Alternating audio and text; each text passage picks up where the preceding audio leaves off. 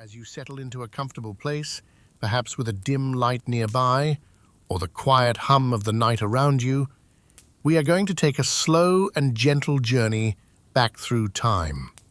Far back, nearly 2,000 years, to a world that may feel both familiar and impossibly distant. A world of stone streets and echoing footsteps. A world where the scent of olive oil and wood smoke drifted through narrow alleys. A world where the rhythm of daily life unfolded beneath the vast reach of the Roman Empire.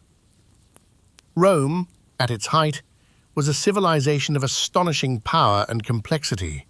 Its roads stretched across continents. Its armies marched with disciplined precision. Its cities bustled with merchants, philosophers, politicians, and travelers from lands near and far. But beneath the grand marble temples and triumphant arches, beneath the speeches in the Senate and the cheers in the arenas, there existed another reality, quiet, constant, and deeply woven into the fabric of Roman life. The world of slavery. For millions of people across the Roman Empire, life was defined not by citizenship or opportunity, but by ownership. They were bought and sold in markets, assigned to households, farms, workshops, mines, and ships. Their names could be changed, their futures decided by others, and yet their lives formed the invisible foundation upon which the Roman world rested. Tonight, we begin by imagining what it might have been like to live within that world, not as a senator or a merchant, but as someone far more ordinary, someone whose life began each day long before the sun rose over the tiled rooftops of Rome, someone whose work never truly ended.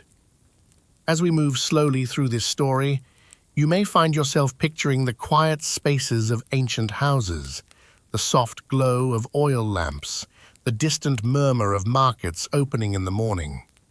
You may imagine the steady rhythm of footsteps on worn stone floors, the quiet scraping of a broom against a courtyard, the low murmur of voices speaking in Latin, Greek, or the many languages carried across the empire. Our journey tonight will unfold in several parts. First, we will spend time in the daily life of Roman slaves, exploring the routines, struggles, and quiet endurance that shaped their days. Then, we will turn to the remarkable story of a man whose life briefly disrupted the Roman order, a gladiator named Spartacus, whose rebellion would shake the Republic itself. After that, we will wander through the silent ruins of Pompeii, a city frozen in time by the eruption of Mount Vesuvius, where archaeologists have uncovered countless small details of Roman life. And finally, we will step into a very different world, the world of Rome's elite, where senators hosted lavish banquets, negotiated power in the forum, and lived lives of extraordinary privilege. Throughout it all, the rhythm of Roman life continues quietly in the background. The sound of sandals against stone, the rustle of linen garments, the distant call of merchants in the marketplace. It is easy when we look back at history to focus only on the grand figures and dramatic events, the emperors, the wars, the monuments. But history was also lived by ordinary people, by cooks and cleaners, by farmers and servants, by people whose names rarely appeared in written records, yet whose daily labor sustained the entire empire. And so tonight, we begin with one simple question. Imagine yourself waking up in ancient Rome, not as a citizen, not as a landowner, but as a slave. A person whose day begins long before sunrise, whose work is decided by others, and whose life unfolds in quiet service. As we begin this first part of our journey, let the pace of the story remains slow and steady. There is no rush, just the quiet unfolding of another time, another life, and the steady rhythm of history itself. Waking before dawn in the slave quarters. Imagine for a moment that it is still dark outside. The city of Rome sleeps beneath a blanket of night. The narrow streets are quiet. The marble temples and tall apartment buildings cast long shadows beneath the pale glow of the moon.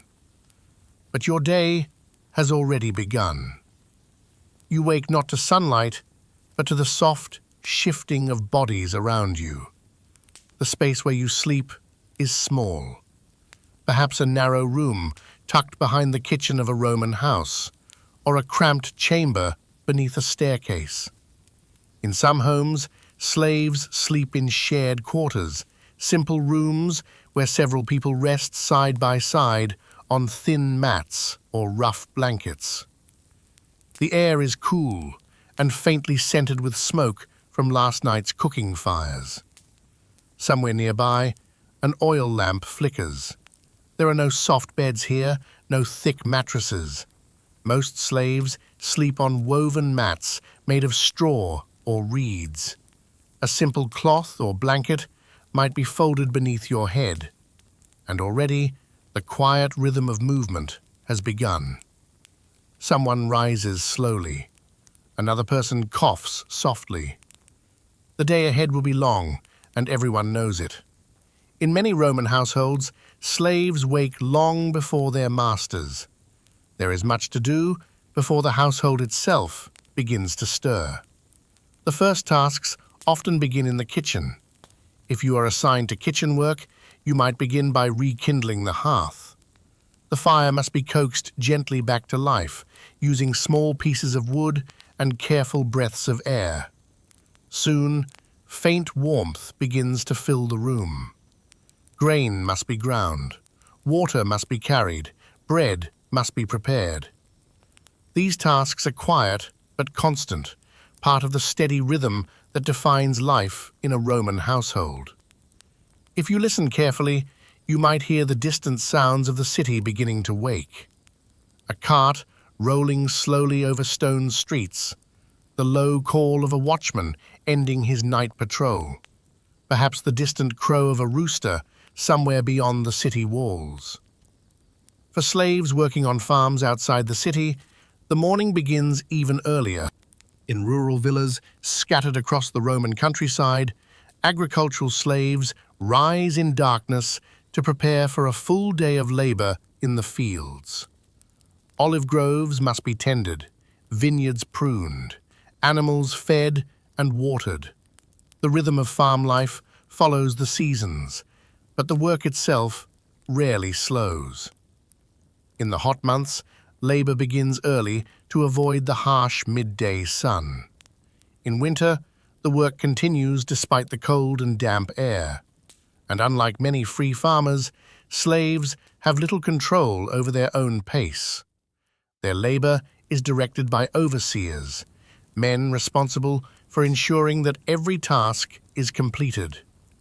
Some overseers are practical and calm. Others are strict and unforgiving. For slaves working in mines, the morning brings an even harsher reality. Roman mines, particularly those extracting silver or gold, were among the most difficult places to work in the entire empire. Here, the day begins in darkness and often ends the same way. Men descend into narrow tunnels, carved deep into the earth. The air grows heavy and warm. The work is slow and exhausting, and the quiet echo of tools striking stone becomes the soundtrack of the day. But back in the city, within the walls of a Roman house, the morning routine continues steadily. Water must be drawn from fountains or wells, floors swept, rooms aired out. If your master is wealthy, the household may contain many slaves, each assigned a specific role. Some prepare clothing, others assist with bathing, some serve as scribes, tutors, or accountants. In large homes, the organization of labor can resemble a small community, each person performing their task within the larger structure of the household. Yet, despite this structure, one reality remains constant. A slave's time is never entirely their own. Even the quiet moments before sunrise belong to someone else. And as the faint light of dawn begins to appear over the rooftops of Rome, the household slowly prepares to wake.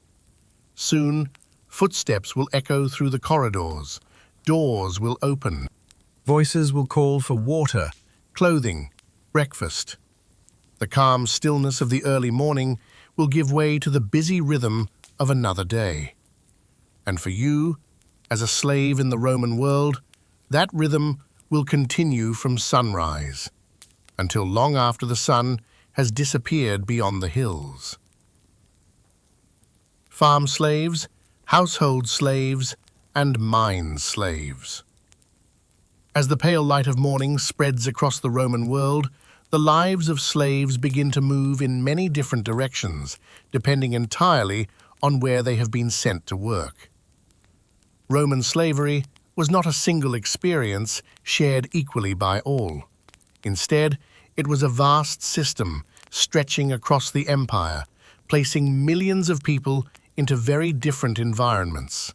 Some slightly more tolerable, others unimaginably harsh. And yet, beneath all these differences, the same quiet reality remained. None of them truly controlled their own lives.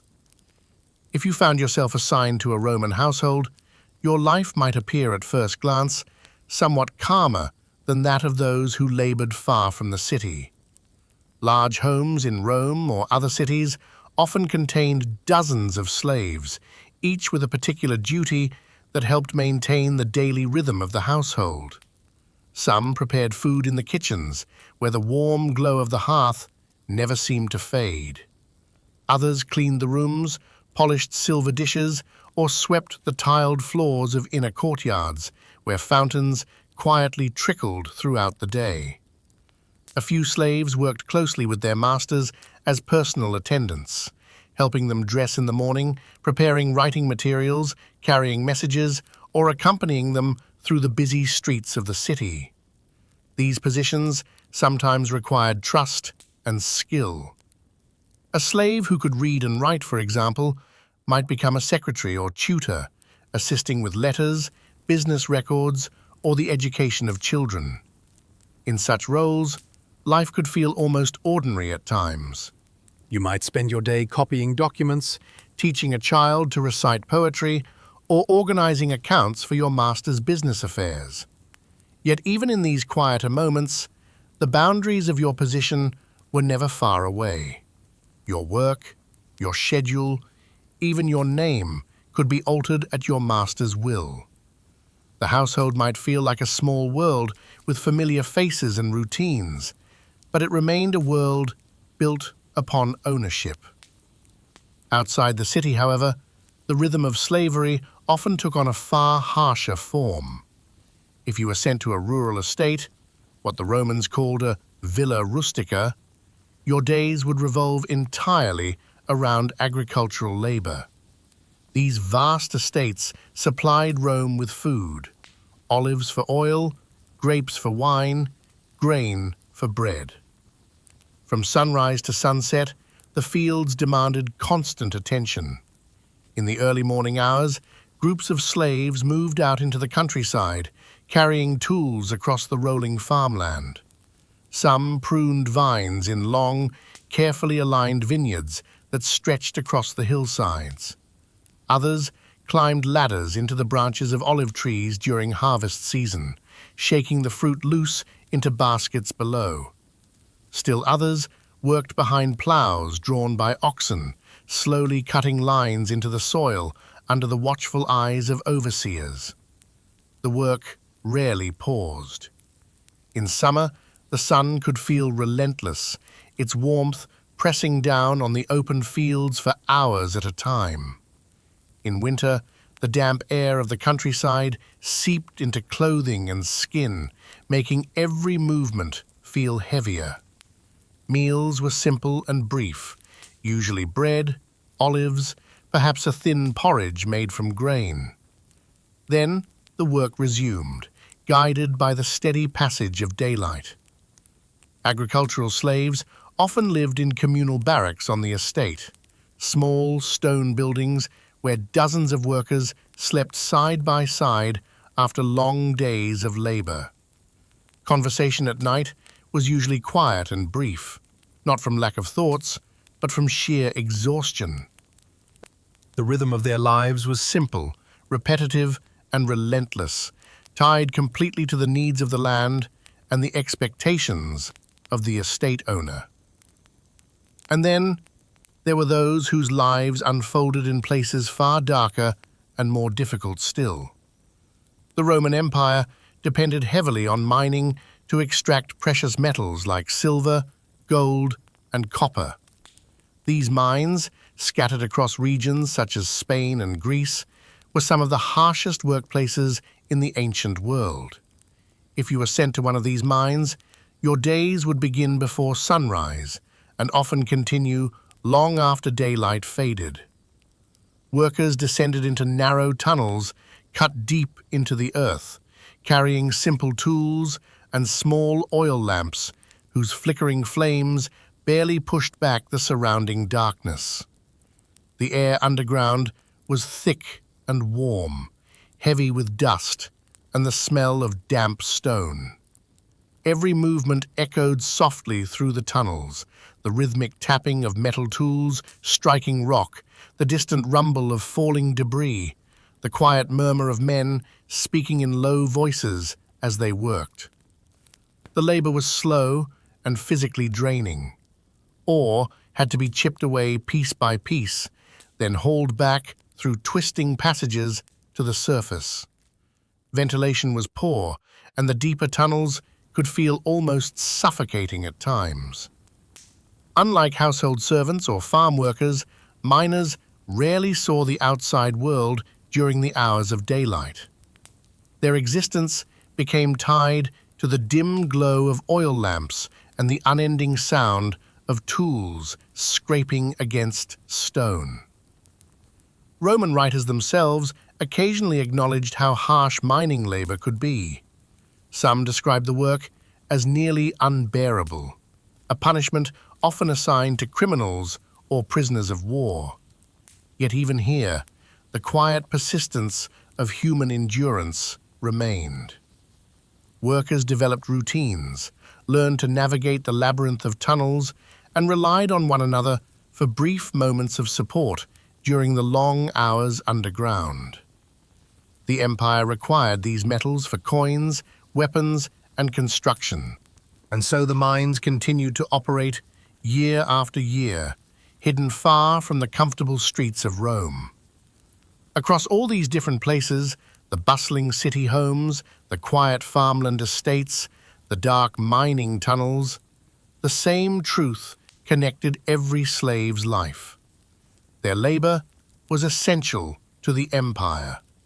Roman society depended on it so deeply that many citizens rarely stopped to think about how many invisible hands were working behind the scenes to maintain their daily comforts. Bread appeared in the markets. Wine filled the cups at dinner. Marble buildings rose proudly above the city streets. Each of these things required labor, and much of that labor came from people whose stories were seldom recorded. If you imagine yourself moving through one of these roles, perhaps sweeping the courtyard of a Roman house as the morning sun climbs slowly above the rooftops, or guiding a plow across a quiet field as birds circle overhead, or striking stone in the dim corridors of a mine, you begin to sense the quiet rhythm that shaped these lives. It was a rhythm defined by routine rather than choice, by expectation rather than freedom. Yet even within such limits, life continued to unfold, day by day. Conversations were whispered during brief moments of rest. Small friendships formed between people who shared the same work. And occasionally, in rare circumstances, a distant possibility lingered in the background of every slave's life. The faint hope that one day, somehow, freedom might come. But for most, the day simply continued, one task flowing slowly into the next as the vast machinery of the Roman world turned steadily onward. Punishments, branding, and the quiet loss of identity. As the morning hours continue and the Roman household or estate settles into its daily rhythm, another quiet reality begins to reveal itself, one that shaped the emotional world of slavery just as strongly as the physical labor did. Beneath the routines of cooking, cleaning, farming, or hauling stone lay a constant awareness that your position in society was not simply that of a worker, but of property. In Roman law, slaves were not considered citizens or even legal persons in the full sense. They were classified as possessions, something closer to tools or livestock in the eyes of the legal system. This understanding affected nearly every aspect of daily life, creating a silent but ever-present pressure that followed slaves wherever they went. Imagine for a moment, standing in the courtyard of a Roman villa as the sun climbs slowly higher in the sky. Around you, other slaves move quietly between their tasks. Someone carries water from a fountain, another brushes dust from a wooden bench. In many ways, the scene might resemble the workings of any busy household. Yet beneath that calm surface lies a different structure of authority, one in which discipline and obedience were expected without question. Roman masters possessed enormous power over the people they owned, and while some chose to govern their households with patience or practicality, others ruled with strict control. Punishments, when they occurred, were meant not only to correct behavior, but also to reinforce the idea that the master's authority was absolute. Historical sources describe a range of disciplinary measures that might be used when a slave disobeyed orders, performed work poorly, or attempted to run away. Some punishments involved extra labor or restrictions on food. Others were more severe. Whipping, for example, was a commonly recorded form of discipline within Roman households and estates. Roman writers sometimes mention it in passing, treating it as a normal part of maintaining order, much the way a modern employer might speak about workplace rules. The casual tone of these references reveals how deeply slavery had become woven into everyday Roman thinking. Yet even when punishment was not taking place, the possibility of it remained quietly in the background. Slaves understood that mistakes, real or perceived, could bring consequences. This awareness encouraged careful obedience. Tasks were completed with attention not only to their quality, but also to the expectations of the person giving the order. A spilled jug of oil, a broken tool, or a forgotten instruction could draw unwanted attention. Over time, many slaves developed a kind of constant alertness, a habit of watching the moods and signals of those around them. Another practice sometimes used in the Roman world was branding. In certain cases, particularly with slaves who had attempted to escape in the past, a mark might be placed on the skin as a permanent reminder of their status. These marks were usually small but unmistakable. They served a practical purpose, making it easier to identify someone who might run away again. But they also carried symbolic meaning. A brand was a visible sign that a person belonged to someone else. Roman society, which valued visible symbols of status, extended that logic even to the bodies of enslaved people. Names could also change easily in this system. When people were brought into slavery, often as prisoners of war or through trade, Their original names were sometimes replaced with new ones, chosen by their owners. A slave from Gaul, Greece, or Syria might receive a Latin name or a name that reflected their role within the household. Over time, the name given by the master became the one used by everyone around them. In this way, the past identity of the person slowly faded from everyday use. The new name tied them firmly to the household where they now lived. Despite these harsh realities, daily life rarely consisted only of punishment or fear. Much of the time, the household or farm operated through routine rather than conflict. Masters relied on the steady work of their slaves, and in many situations, it was in their interest to maintain stability rather than constant discipline. Skilled slaves, such as cooks, scribes, or craftsmen, could become valuable members of the household economy. Their knowledge and abilities made them important to the smooth functioning of the estate. Over time, a complex set of relationships sometimes formed between masters and the people they owned. Some slaves spent many years, even decades, within the same household. They might help raise children, manage daily affairs, or assist with family businesses. Roman literature occasionally hints at situations where trust developed, though always within the boundaries of the existing social structure. A trusted slave might be given responsibilities such as supervising other workers, keeping financial records, or managing storehouses of grain and wine. Yet the imbalance of power never truly disappeared. A slave's security depended entirely on the will of the master. A change in ownership, a shift in the household's finances, or even a political upheaval in the wider Roman world could alter a person's life overnight.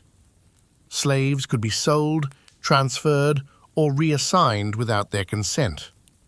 Markets across the empire traded human beings alongside livestock, pottery, and textiles. Buyers examined potential slaves carefully, checking their physical condition, age, and skills before negotiating a price.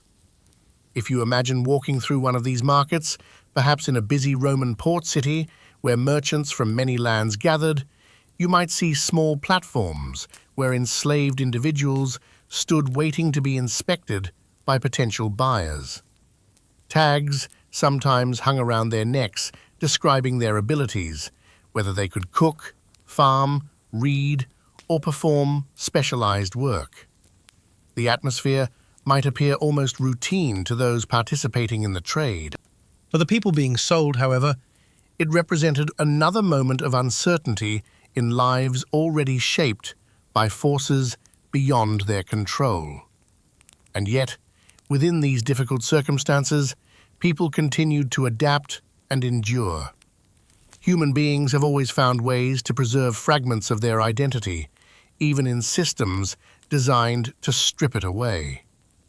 Slaves formed quiet communities within households and estates. They shared languages, memories, and traditions from the lands where they had once lived.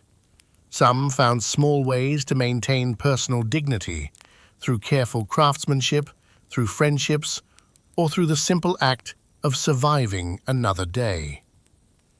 As the afternoon sun slowly moves across the Roman sky and the work of the day continues, the quiet tension of this system remains ever present.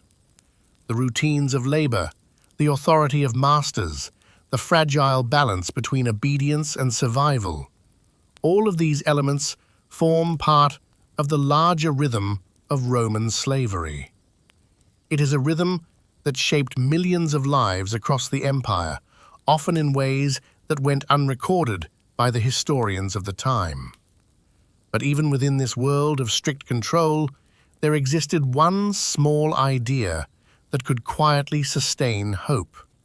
It was not common, and it was never guaranteed, but it was real enough that many slaves carried it with them as they moved through the years of their lives.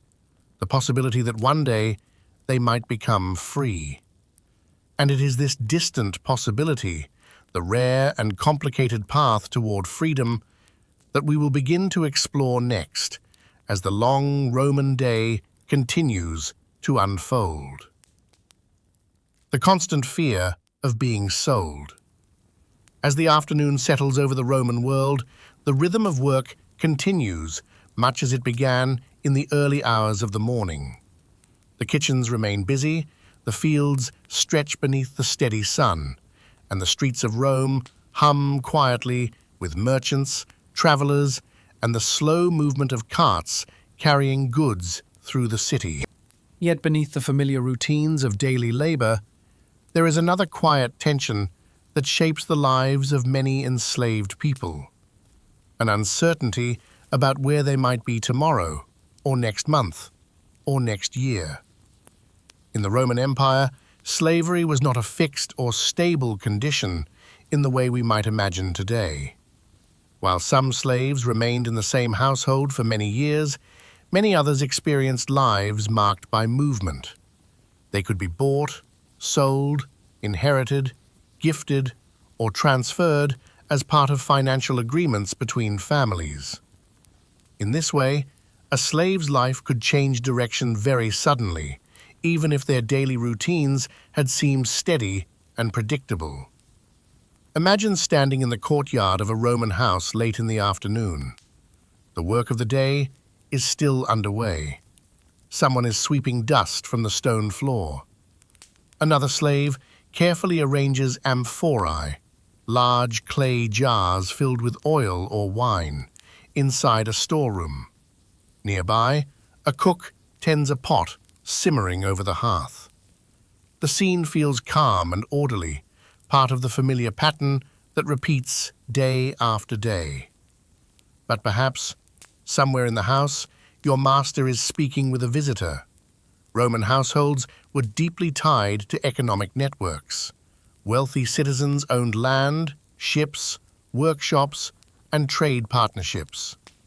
Conversations between men of status often included discussions about finances, property, and investment. And within those discussions, enslaved people could sometimes appear as items of value, resources that could be exchanged or sold when circumstances required. If a household faced financial difficulties, slaves might be among the first possessions to be sold. If a master died, his estate might be divided among heirs, sending members of the household to entirely new locations. Even marriages could result in transfers of slaves as part of dowries or family arrangements. For the people living within these households, this meant that stability was never fully guaranteed. A cook who had worked in the same kitchen for years might one day be sent to a completely different city. A farm worker could be sold to another estate, hundreds of miles away.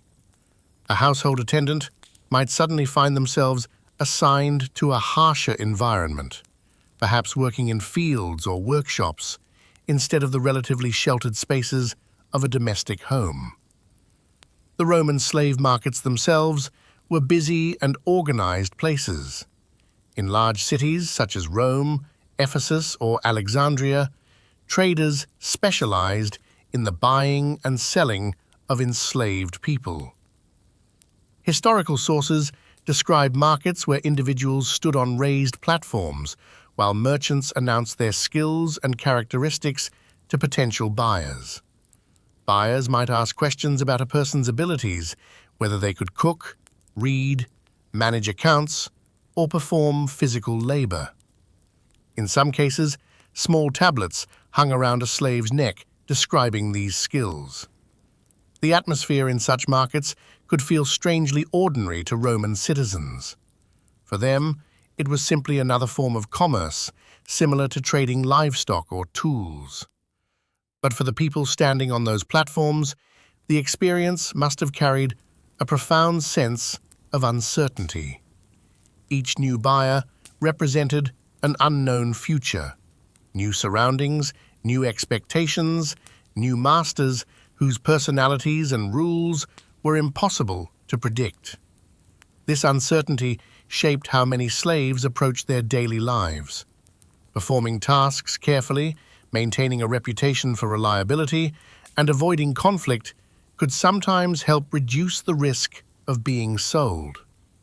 Masters often preferred to keep slaves who were skilled or dependable, particularly if they played important roles within the household. A well-trained cook or accountant, for example, might be considered too valuable to lose easily. Still, circumstances beyond anyone's control could change everything. Economic downturns, political instability, or family disputes sometimes forced owners to reorganize their property. And in such moments, The quiet routines of everyday life could suddenly be interrupted. Yet within this system, enslaved people developed ways of adapting to uncertainty. Friendships formed within households or work groups, creating small networks of support. Shared languages and cultural traditions helped people maintain connections to their past. In large households, slaves sometimes formed communities that resembled extended families, offering companionship in a world where biological relatives were often far away. Even the act of learning skills could provide a measure of stability. Slaves who mastered specialized trades, such as metalworking, bookkeeping, or medical assistance, sometimes gained a reputation that made them particularly valuable. Skilled individuals might even be hired out temporarily to other households, earning money for their masters and occasionally receiving small personal allowances in return. As the sun begins its slow descent toward the western horizon, the sounds of the Roman day gradually soften. Work in the fields begins to wind down. In the city, merchants start closing their stalls, and the flow of carts becomes less frequent along the stone streets. In the quiet moments between tasks, a slave might reflect, if only briefly, on the fragile balance of their situation. Today's work has been completed. The household remains calm. No unfamiliar visitors have arrived to negotiate sales or transfers. For now, life continues as it did yesterday. But the knowledge remains in the background, like a distant shadow stretching across the Roman world. Tomorrow could bring a new master, a new city, a completely different life. And so each day unfolds with a mixture of routine and uncertainty, as enslaved people navigate a world where their future is rarely their own to decide. Yet, within that uncertain world, there existed one possibility, rare, distant, but powerful enough to shape hopes and ambitions. The possibility that a slave might someday step out of this system entirely.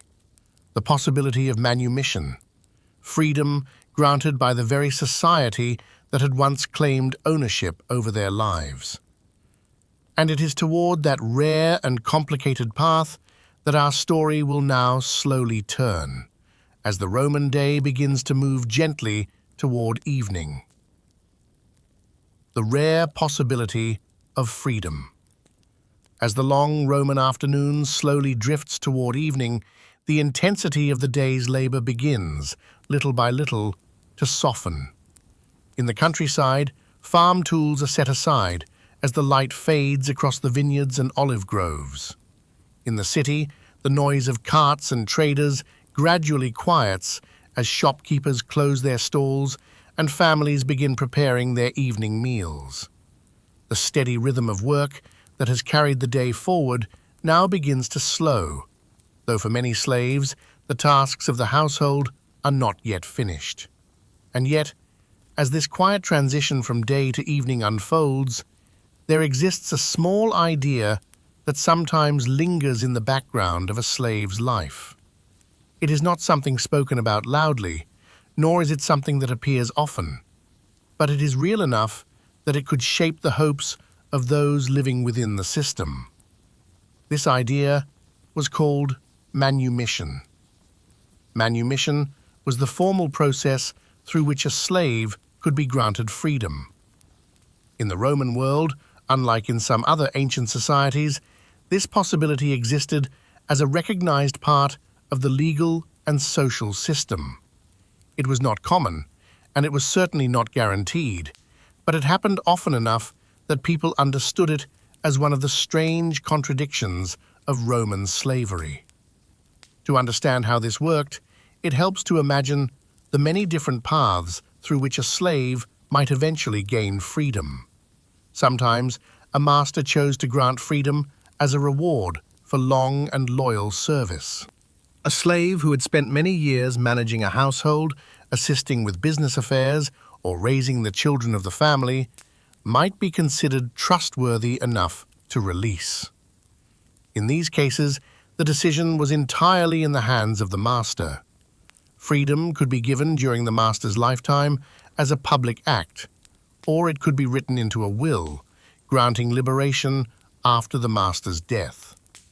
Roman writers occasionally described such moments in calm, practical terms. A trusted slave might be called forward before witnesses, and a formal declaration would be made that the person was now free. In some cases, a ceremonial gesture accompanied the act, such as touching the slave with a rod while announcing their new legal status. Yet even when manumission occurred, the newly freed individual did not simply step into full independence overnight. Roman society created a special category for people who had once been enslaved. These individuals were known as freedmen or liberti. They were no longer property, but they still maintained certain obligations toward their former masters, who now became their patrons. This relationship between patron and freedman formed an important part of Roman social life. A freedman might continue working for his former master in a business or household role, though now as a paid assistant rather than a slave. In return, the patron offered protection, legal support, and social connections that helped the freed person navigate life as a free member of society. For some former slaves, this new status could lead to remarkable opportunities. Freedmen were allowed to run businesses, accumulate wealth, and participate in many aspects of Roman economic life.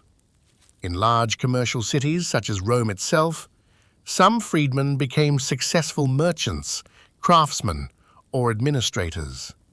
Their children, born after their manumission, were considered fully free citizens of Rome. And yet, the path toward freedom was never simple or predictable. For many slaves, the possibility of manumission remained distant throughout their entire lives. Masters were under no obligation to grant freedom, and some chose never to do so. Others freed only a small number of slaves, while keeping the majority in permanent service. The conditions of labor also affected these chances. Slaves working in harsh environments, such as mines or large agricultural estates, rarely gained the personal relationships or trust that sometimes led to manumission in household settings. Still, the idea itself carried a quiet power. Imagine for a moment a slave working for many years within the same household. Perhaps he manages accounts, carefully recording transactions in wax tablets. Or perhaps she works in the kitchen, preparing meals day after day for the same family. Over time, familiarity grows. The master begins to rely on their skill and judgment. Trust slowly forms. Not equality, certainly, but a kind of practical respect. Within such relationships, the thought of eventual freedom might appear from time to time, like a distant landmark on the horizon. Some slaves even worked to save small amounts of money toward the possibility of purchasing their freedom. In certain situations, masters allowed slaves to accumulate a personal fund known as a peculium. This money technically still belonged to the master, but it could be used by the slave for personal purposes, buying small items, supporting family members, or in rare cases, negotiating for manumission. If the amount grew large enough, a slave might approach the master and request the chance to buy their freedom outright.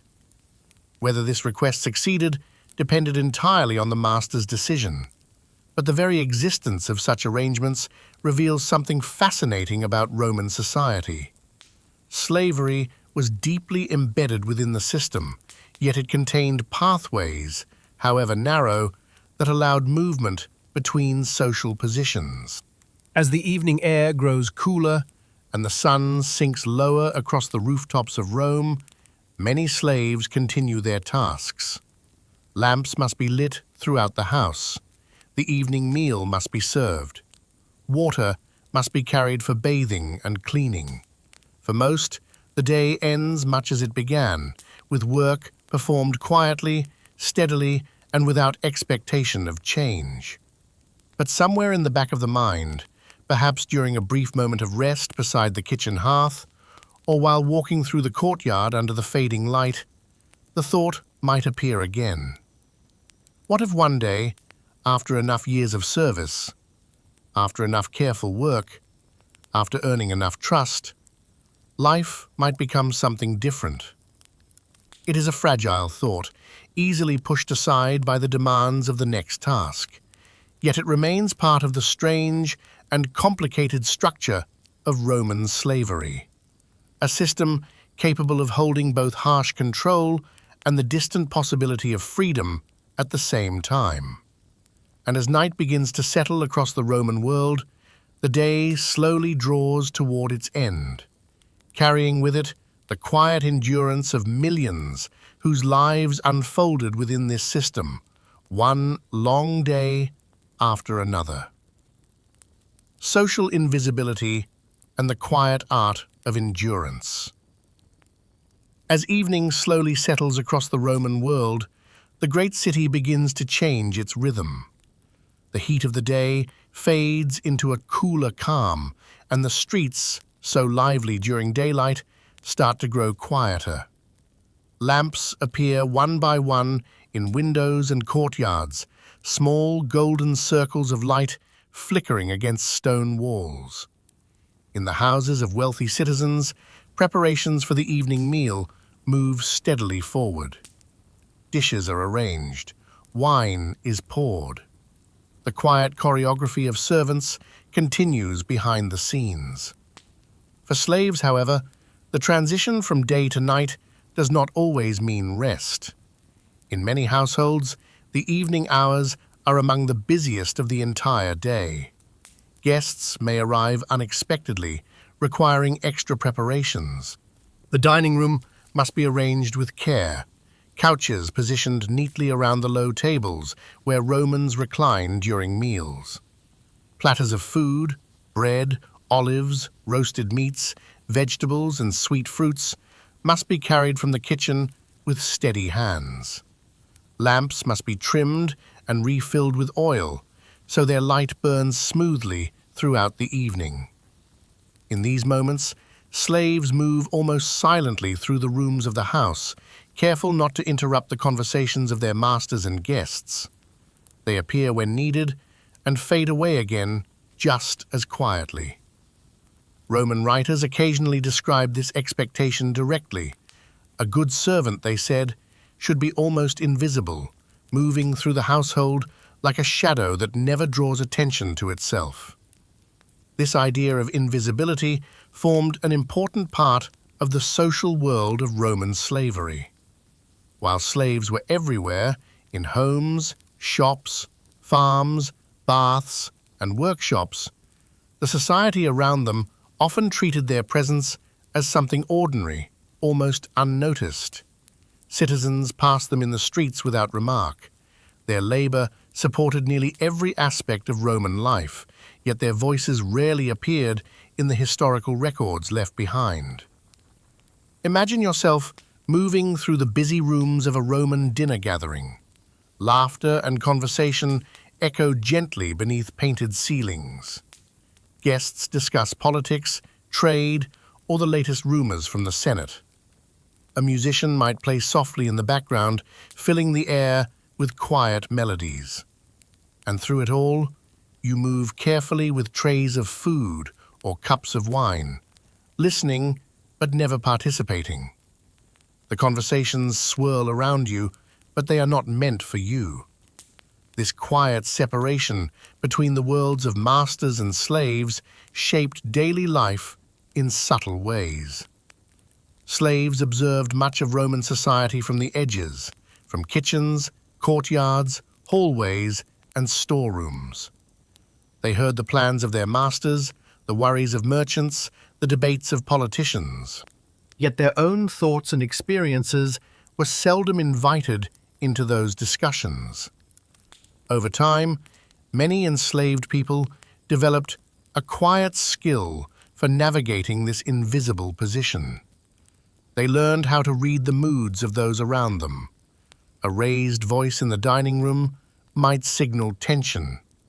A relaxed tone might mean the evening was unfolding peacefully. Knowing when to approach, when to speak, and when to remain silent became part of the delicate balance of survival. In large households, slaves often formed their own social networks behind the scenes. Kitchens, storage rooms, and servant quarters became places where conversations could unfold more freely once the work of the day slowed. Here, people shared news, exchanged small stories from their past, or simply enjoyed brief moments of companionship after long hours of labor. These quiet communities helped preserve something important, fragments of identity that the larger system of slavery often tried to erase. Many slaves in the Roman Empire came from distant regions: Gaul, Greece, North Africa, Syria, Thrace, and countless other lands. They brought with them languages, traditions, songs, and memories of the places where they had once lived freely. Within the hidden corners of households and estates, these memories sometimes resurfaced. A familiar phrase spoken in an old language, a cooking method remembered from childhood, a story shared quietly among friends before sleep. Such moments were small, but they mattered. They reminded people that beneath the labels of slave and master, beneath the legal definitions of property and ownership, human lives continued to exist with depth, memory, and feeling. Roman authors rarely wrote about these private experiences, but occasional hints appear in the surviving texts. Some mention the friendships that formed between slaves. Others describe small acts of loyalty or kindness within households. These glimpses suggest that even within a rigid system, relationships could grow in complex and sometimes unexpected ways. Yet the larger structure of Roman society remained firmly in place. Slaves, no matter how skilled or trusted, occupied a position that separated them from the world of citizens. They could not vote in political assemblies, they could not marry legally under Roman law while enslaved. Their movements and choices remained tied to the authority of their masters.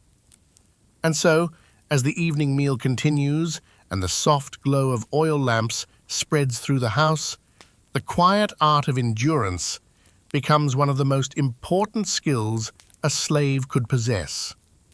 Endurance did not always mean dramatic resistance or open rebellion. More often, it meant something quieter and more subtle.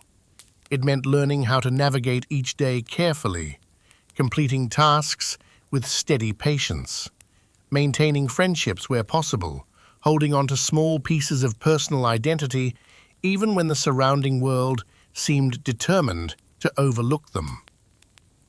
As the night grows deeper and the last dishes of the evening meal are cleared away, the household slowly begins to settle. Guests depart through dimly lit streets. Lamps are extinguished one by one. Doors close softly behind them, and for many slaves, the day finally begins to wind down. But the rhythm of their lives, this quiet balance of labor, observation, endurance, and survival, will begin again tomorrow, long before the first light of dawn touches the rooftops of Rome. One more cycle in the long, unbroken pattern of Roman slavery. Nightfall in the Roman world. As the final hours of the evening settle across the Roman world, the great city begins to grow quieter in a slow and gradual way. The busy sounds that filled the streets during the day, merchants calling to customers, carts rattling across stone roads, footsteps echoing between tall buildings, fade into softer murmurs. In their place, Come the quieter sounds of the night, the distant bark of a dog, the low murmur of conversation drifting from open windows, the faint crackle of hearth fires burning down to embers. Inside the homes of wealthy Romans, the evening meal has come to an end. The guests who gathered around the dining couches have slowly departed, stepping out into the lamplit streets, where night watchmen patrol the darker corners of the city. Within the household itself, a final round of quiet activity begins, as slaves move through the rooms, clearing away the remains of the feast. Platters are carried back to the kitchen. Clay cups are rinsed and stacked. The floors of the dining room are swept clean of crumbs and scattered herbs. Oil lamps are carefully trimmed so that their flames burn low but steady through the night. For many slaves, these last duties mark the closing rhythm of a very long day. Imagine yourself moving slowly through the house during these final moments of work. The earlier bustle of the evening has passed, and the rooms feel calmer now. The air carries the fading scent of roasted food and wine. Shadows stretch gently along the painted walls as the lamps flicker in the quiet. In the kitchen, the fire that burned brightly all day has been reduced to glowing coals. A pot of water might still sit warming near the edge of the hearth, used for washing dishes or preparing simple food for the household staff. The sounds here are soft and unhurried now. Ceramic bowls placed carefully onto wooden shelves, a broom brushing lightly across the floor. Outside, the Roman night deepens. The city of Rome itself was not entirely silent after dark. Watchmen, known as vigiles, moved through the streets, keeping an eye out for fires or disturbances.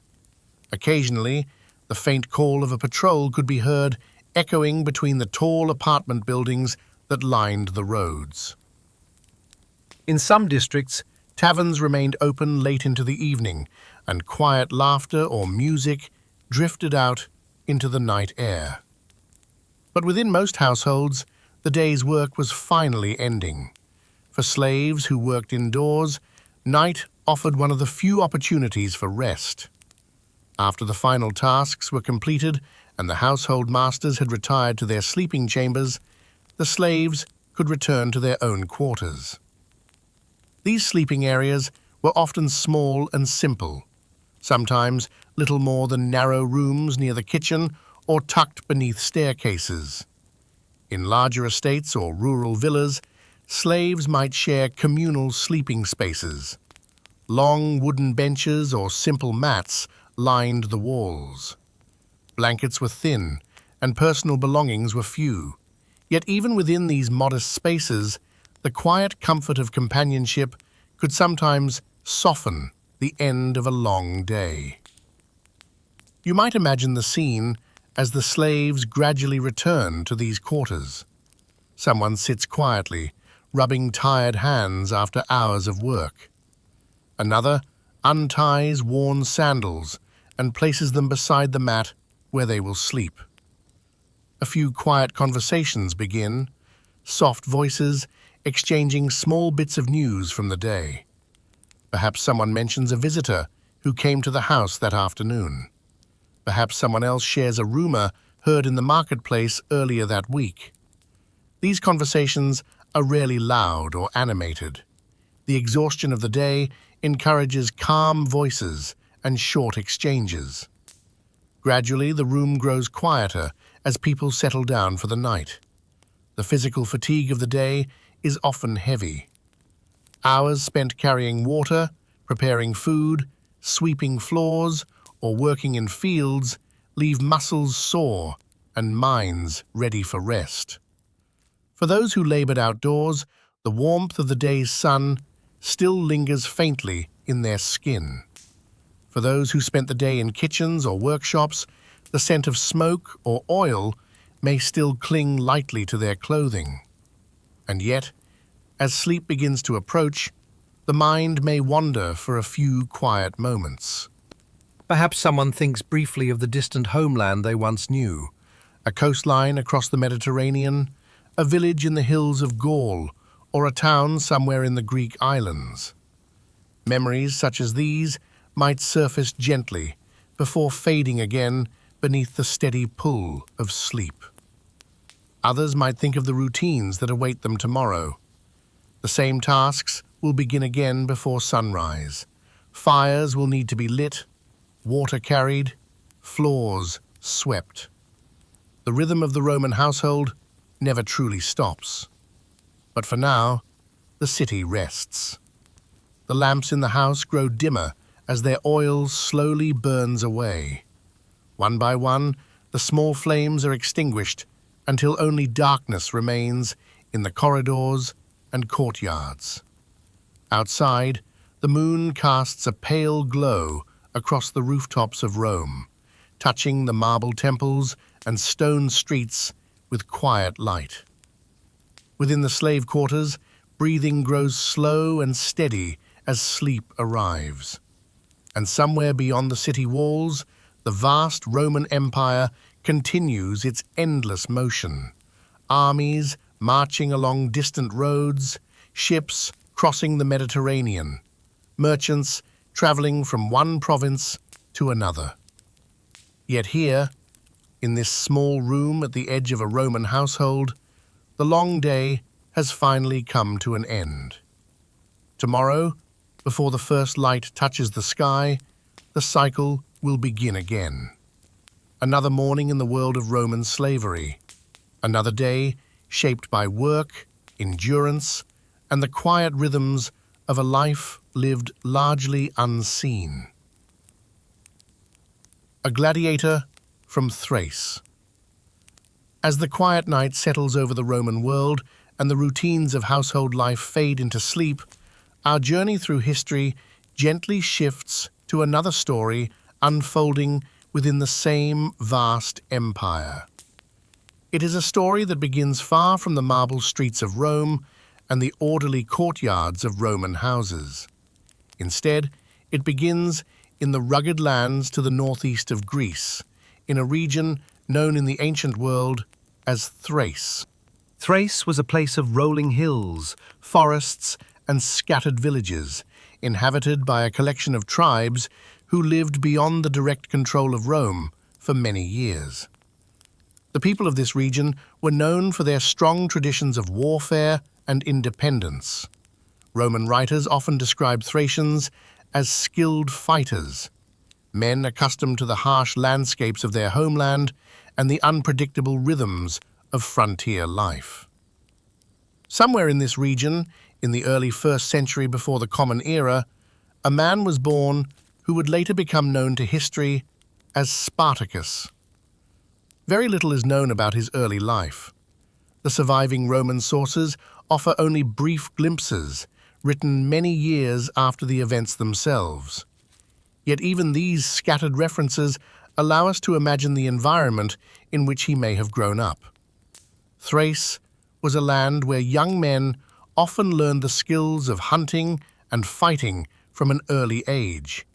Villages were small, communities tightly connected, and survival often depended on cooperation within the tribe. At some point in his life, however, Spartacus came into contact with the expanding power of Rome. The Roman Republic was steadily pushing its influence across the Mediterranean world, and conflicts between Roman forces and Thracian tribes were not uncommon. In the shifting alliances and battles of this frontier region, many individuals found themselves drawn into the orbit of Roman military campaigns. According to several ancient writers, Spartacus may have once served as a soldier, possibly even fighting alongside Roman forces before circumstances changed. Whether through rebellion, desertion, or simple misfortune, he eventually fell into Roman hands and was sold into slavery. From this point onward, his life took a very different path. Rather than being sent to farms or households, Spartacus was purchased by a man named Lentulus Batiatus, the owner of a gladiator training school known as a ludus in the Italian city of Capua. Gladiator schools were specialized institutions that trained enslaved men, and sometimes prisoners of war, to fight in the arenas of the Roman world. To modern ears, the idea of gladiatorial combat may sound like an environment filled with constant violence and chaos. But within the walls of a training school, life was often structured with careful discipline and routine. The men who trained there were valuable investments for their owners. A skilled gladiator could bring fame and profit to the school that trained him, and so maintaining their physical condition was considered important. Capua itself was a prosperous city south of Rome, well known for its gladiator schools. Within the walls of the ludus, Spartacus and the other trainees would have followed a highly regulated daily schedule. Mornings likely began with physical exercises designed to build strength and endurance. Trainers, many of whom were former gladiators themselves, supervised the drills carefully. The weapons used during training were often wooden versions of real swords and shields, heavier than the actual weapons used in the arena. Practicing with these heavier tools helped build strength and control. Movements were repeated again and again, steps forward, defensive blocks, precise strikes, until they became second nature. Meals were simple but nourishing. Gladiators were sometimes called hordearii, or barley men, because their diet often included barley porridge along with beans and vegetables. This diet helped build a sturdy body capable of enduring long training sessions and surviving the physical demands of combat. Within this strange environment, Spartacus lived among dozens of other men who shared a similar fate. Some were prisoners captured in distant wars. Others were slaves purchased specifically for gladiator training.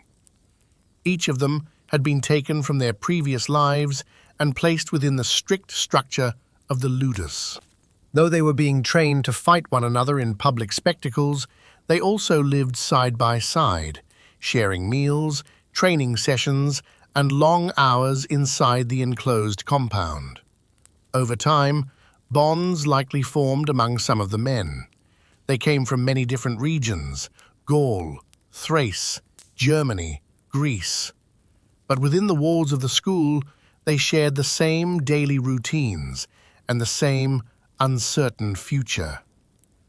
Roman audiences admired gladiators for their courage and discipline.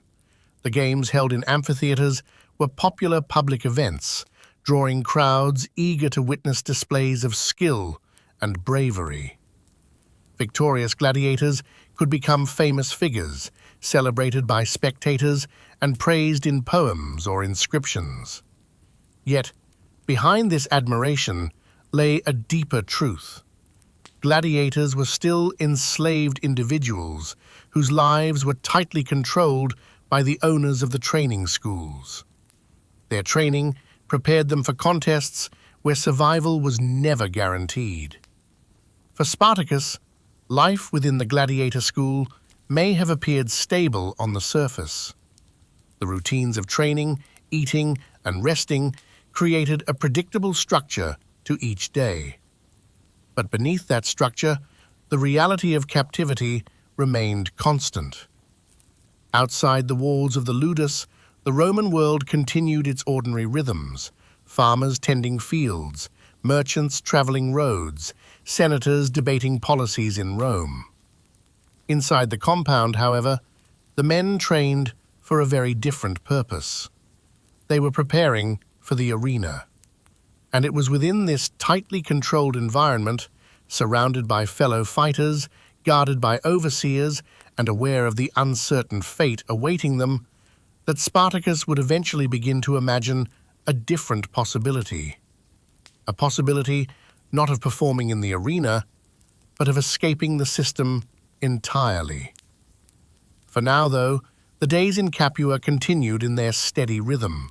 Training drills, simple meals, the watchful eyes of instructors, the quiet routine before the storm. Because within these walls, Among men who had lost their freedom, but not their strength, the first faint ideas of rebellion were slowly beginning to take shape.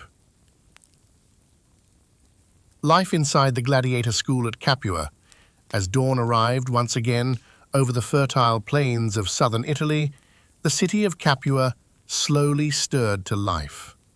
Merchants opened their stalls along the streets, farmers guided carts filled with produce toward the markets, and the distant countryside shimmered under the early sunlight. Capua was known throughout the Roman world as a prosperous place, a city rich in agriculture, trade, and entertainment.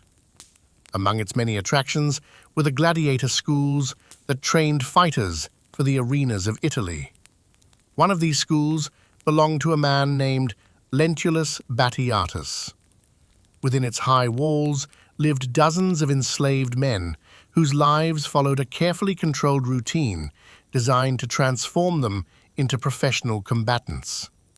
It was here that Spartacus spent his days, moving through a life that was disciplined, structured, and yet quietly tense beneath the surface. The gladiator school itself was less chaotic than many might imagine. It functioned almost like a strict military camp.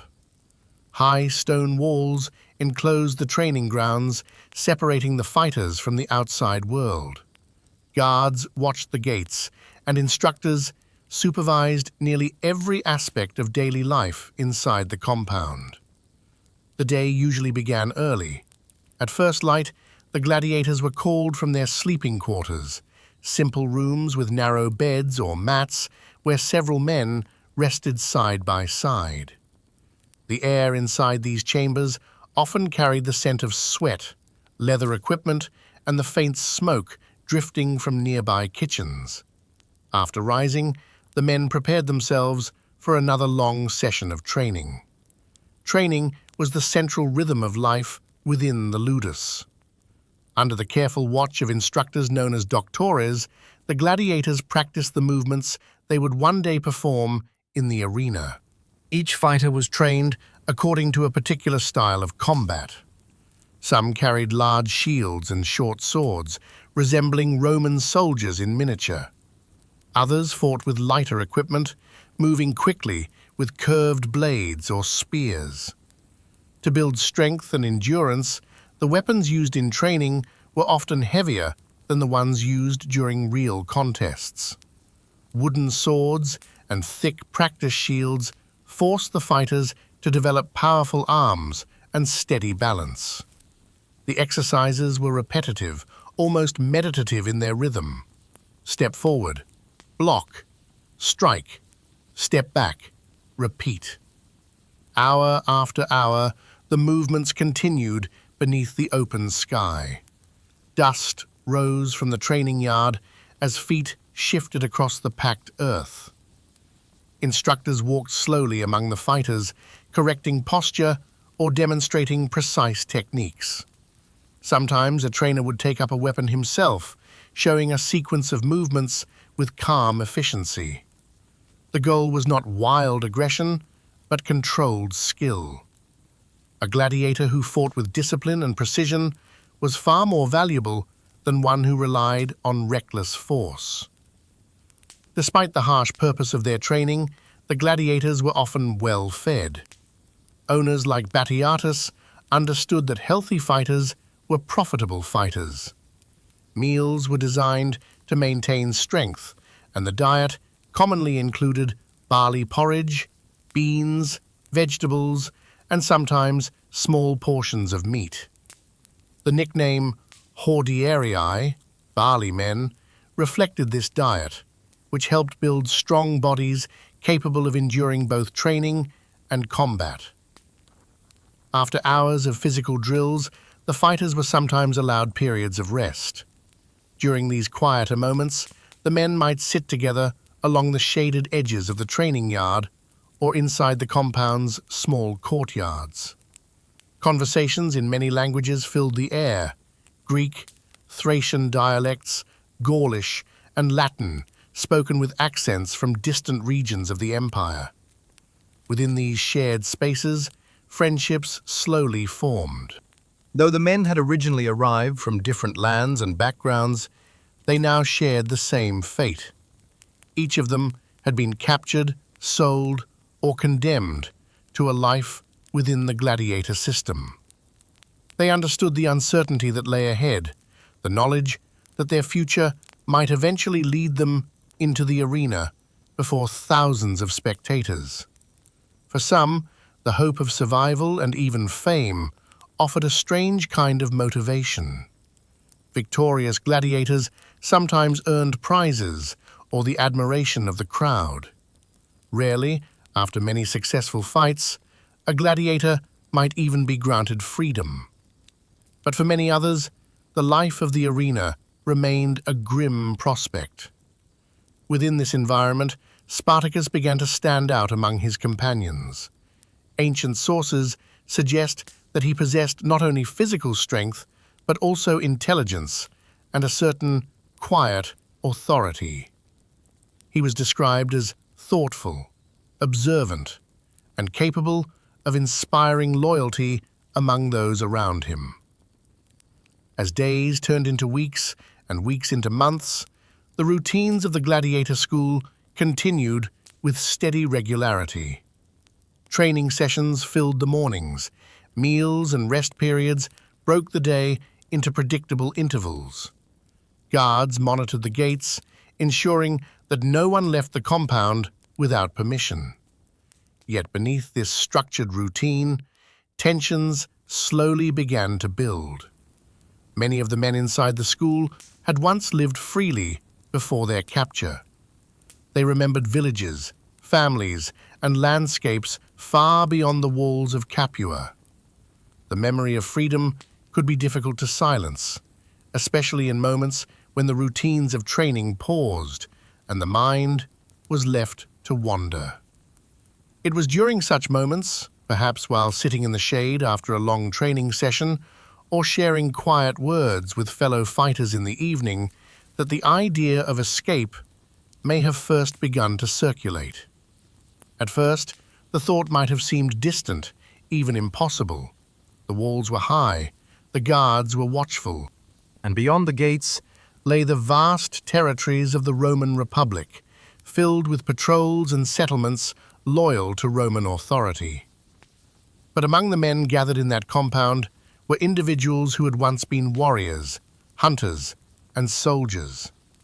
They were not strangers to risk or hardship, and as the days passed, the quiet conversations among certain groups of fighters began to take on a different tone. What if the walls could be breached? What if the guards could be overcome? What if, instead of waiting for the arena, they chose their own path? These questions did not yet have clear answers, but the mere act of asking them marked the beginning of something extraordinary. Because within the walls of the gladiator school at Capua, surrounded by the routines of discipline and training, a small group of enslaved fighters was slowly beginning to imagine something that Roman society believed impossible, not simply survival, but rebellion. And soon, the quiet training yard of the Ludus would become the starting point of one of the most remarkable uprisings in the history of the Roman Republic.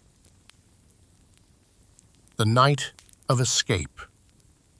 Time passed within the walls of the gladiator school at Capua much as it always had, measured in the steady rhythm of drills, meals, and watchful supervision. Days repeated themselves with almost predictable precision. At sunrise, the fighters trained. At midday, they rested briefly before returning again to practice. In the evenings, the compound quieted, and the men retired to their shared quarters beneath the guarded walls of the school. Yet beneath that steady routine, something subtle had begun to change.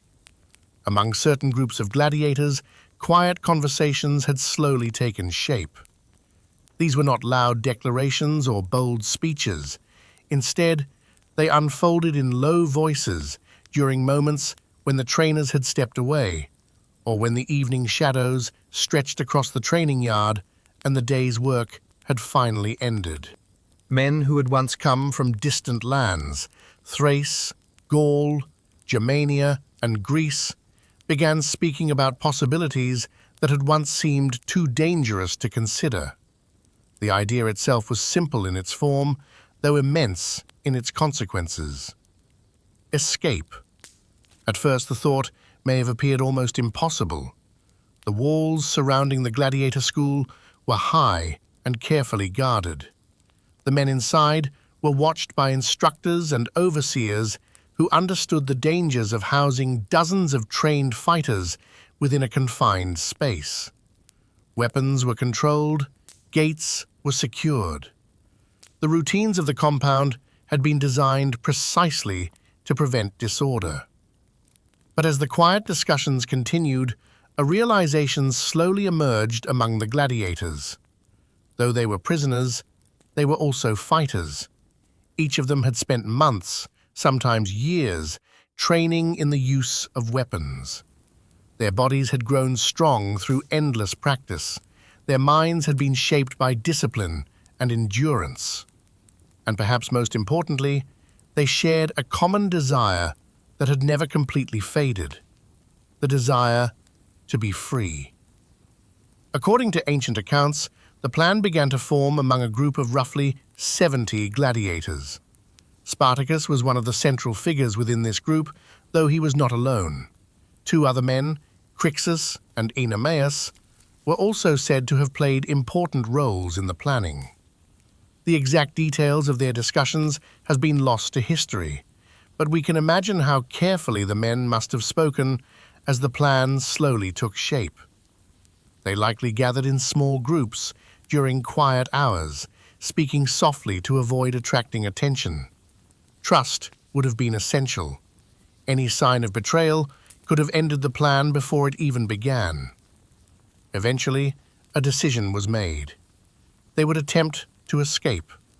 The moment they chose for their attempt was carefully timed. At some point during the year 73 BCE, as evening settled over the city of Capua, the gladiators prepared to put their plan into motion. The precise sequence of events remains uncertain, but ancient historians provide a general outline of what followed. The group managed to overwhelm the guards of the gladiator school. Without access to the full array of weapons stored inside the training facilities, they initially armed themselves with whatever they could find: kitchen knives, tools, and improvised implements. It was not an ideal arsenal, but in the confusion of the moment, it was enough to secure their escape from the compound. Once outside the walls, the group moved quickly. Capua was a prosperous city, and word of their escape would spread rapidly. Roman authorities would certainly send soldiers to capture them as soon as the alarm was raised. As they fled the city, fortune provided an unexpected opportunity. Along the road, they encountered wagons carrying gladiatorial weapons, equipment intended for future contests in the arena. Seizing these supplies, the escaped fighters were able to replace their improvised tools with proper swords and shields. Now armed and free from the immediate confines of the gladiator school, the group moved toward the countryside. Their destination was a nearby mountain known as Mount Vesuvius. At the time, Vesuvius was simply another volcanic peak rising above the fertile plains of southern Italy. It was covered in vegetation and farmland, not yet famous for the catastrophic eruption that would occur nearly a century later. Its slopes offered natural shelter and a strategic vantage point over the surrounding region.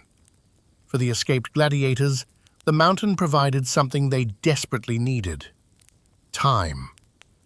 Roman authorities were slow at first to recognize the seriousness of the situation. To them, the escape likely appeared to be little more than a group of runaway slaves who would soon be captured by local forces. A small detachment of Roman troops was dispatched to deal with the problem. But the men who had fled the gladiator school were not ordinary fugitives. They were trained fighters, Many of whom had known battle before their capture. Under Spartacus and the other leaders, they quickly organized themselves into a defensive group. The rugged slopes of Mount Vesuvius offered natural protection, making it difficult for Roman soldiers to approach directly. As days passed, more people began to join them.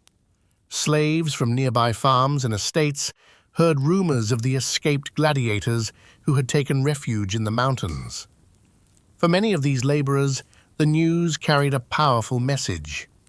Somewhere nearby, a group of slaves had defied their masters and survived.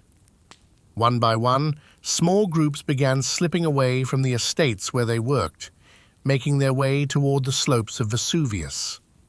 The band of fugitives grew larger. What had begun as a small escape now began to resemble something far more significant: a rebellion. For the Roman Republic, this development was deeply unsettling. Slavery formed a central pillar of the Roman economy. Farms, households, workshops, and mines across the empire relied heavily on enslaved labor. The idea that large numbers of slaves might organize themselves into a coordinated uprising was something Roman leaders feared greatly, and yet that was exactly what was beginning to happen.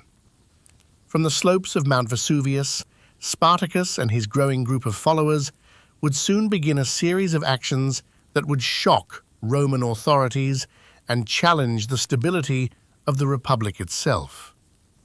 But on that first night of escape, none of this was yet certain. The men who had fled Capua could not know how far their rebellion would spread or how long it would last. They only knew that for the first time in many years, they were no longer confined by the walls of the gladiator school. Above them, the night sky stretched wide over the dark outline of the mountain, and for the first time since their capture, they stood beneath it as free men. At least for the moment. The gathering on Mount Vesuvius. In the quiet days that followed the escape from Capua, the slopes of Mount Vesuvius began to transform in an unexpected way. What had first been a refuge for a small band of fugitives slowly became something larger, something far more difficult for the Roman authorities to ignore. The mountain, covered in rough vegetation and winding paths, offered shelter and a natural defensive position. From its heights, those gathered there could observe the fertile countryside of Campania stretching out below them. Vineyards, farmhouses, and distant roads where merchants and soldiers traveled between towns. For Spartacus and the other escaped gladiators, the early days on the mountain were likely filled with cautious preparation. Their group had grown slightly after the initial escape, but they remained a small force compared to the organized power of Rome. They knew that Roman officials would soon attempt to suppress them. The Republic had faced slave revolts before, and its leaders generally responded with swift military action. Yet something unusual was beginning to happen. Word of the escaped gladiators spread quietly through the surrounding countryside. Farm slaves working long hours in the vineyards and olive groves began hearing rumors carried by travelers and traders. Somewhere nearby, it was said, a group of enslaved fighters had broken free from their masters. They had armed themselves. They had retreated to the mountain, and they were still there. For many enslaved laborers in the region, the idea must have seemed almost unbelievable at first. The Roman system of slavery was built on the assumption that such resistance could not succeed. Individual escape attempts were common enough, but organized rebellion was rare and dangerous. Most slaves lived under strict supervision, and the penalties for rebellion were severe. Yet the rumors persisted, and so, gradually, individuals began to slip away from the estates where they worked. A farmhand might disappear during the night, leaving behind only the tools he had used earlier in the day. A shepherd might guide his flock toward the hills and simply continue walking until he reached the mountain. Small groups sometimes traveled together, quietly leaving the lands where they had labored for years. One by one, they made their way toward the slopes of Vesuvius. When they arrived, they found the escaped gladiators waiting there. At first, the gathering must have been cautious. Spartacus and his companions could not immediately trust every newcomer. The Roman authorities might send spies to infiltrate their group. Careful observation and conversation were necessary to determine who had truly come seeking freedom. But as more people arrived, farmers, shepherds, household servants, and laborers from nearby estates, it became clear that something significant was taking shape. The small band of gladiators was becoming the center of a much larger movement. Within a short time, the number of rebels on the mountain had grown into the hundreds. Many of these new arrivals had little experience with combat. Unlike the trained gladiators, they had spent their lives performing agricultural labor or domestic service. Yet they brought something else with them: determination. Years of difficult work and limited freedom had left many eager to follow anyone who offered even the faintest possibility of escape from their former lives. Spartacus, along with leaders such as Crixus and Ennomaus, began organizing the growing group. Their experience as fighters and former soldiers proved valuable in this moment. The rebels needed structure if they hoped to survive the inevitable response from Rome. Weapons were collected wherever possible. Some had been taken during the initial escape. Others were gathered from nearby farms and estates. Tools that could be repurposed for combat, hunting equipment, or blades taken from storehouses. Roman weapons captured during small skirmishes soon added to their supplies. The mountain itself provided natural advantages. Its slopes were steep in many places, and narrow paths made it difficult for large groups of soldiers to advance quickly. From their vantage point above the plains, the rebels could watch the movements of anyone approaching from below. Life on the mountain quickly developed its own rhythm. During the day, groups of men practiced basic fighting skills under the guidance of the former gladiators. The training yard of Capua had been replaced by the open slopes of Vesuvius, where fighters learned how to move together as a unit. Simple drills were repeated, holding defensive positions, coordinating attacks, and maintaining order during moments of confusion. Others worked to secure food and supplies. Nearby farms became targets for small raids. These were not large battles, but quick strikes intended to gather what the growing community needed to survive: grain, livestock, clothing, and tools. In many cases, slaves working on those farms joined the rebels rather than resist them.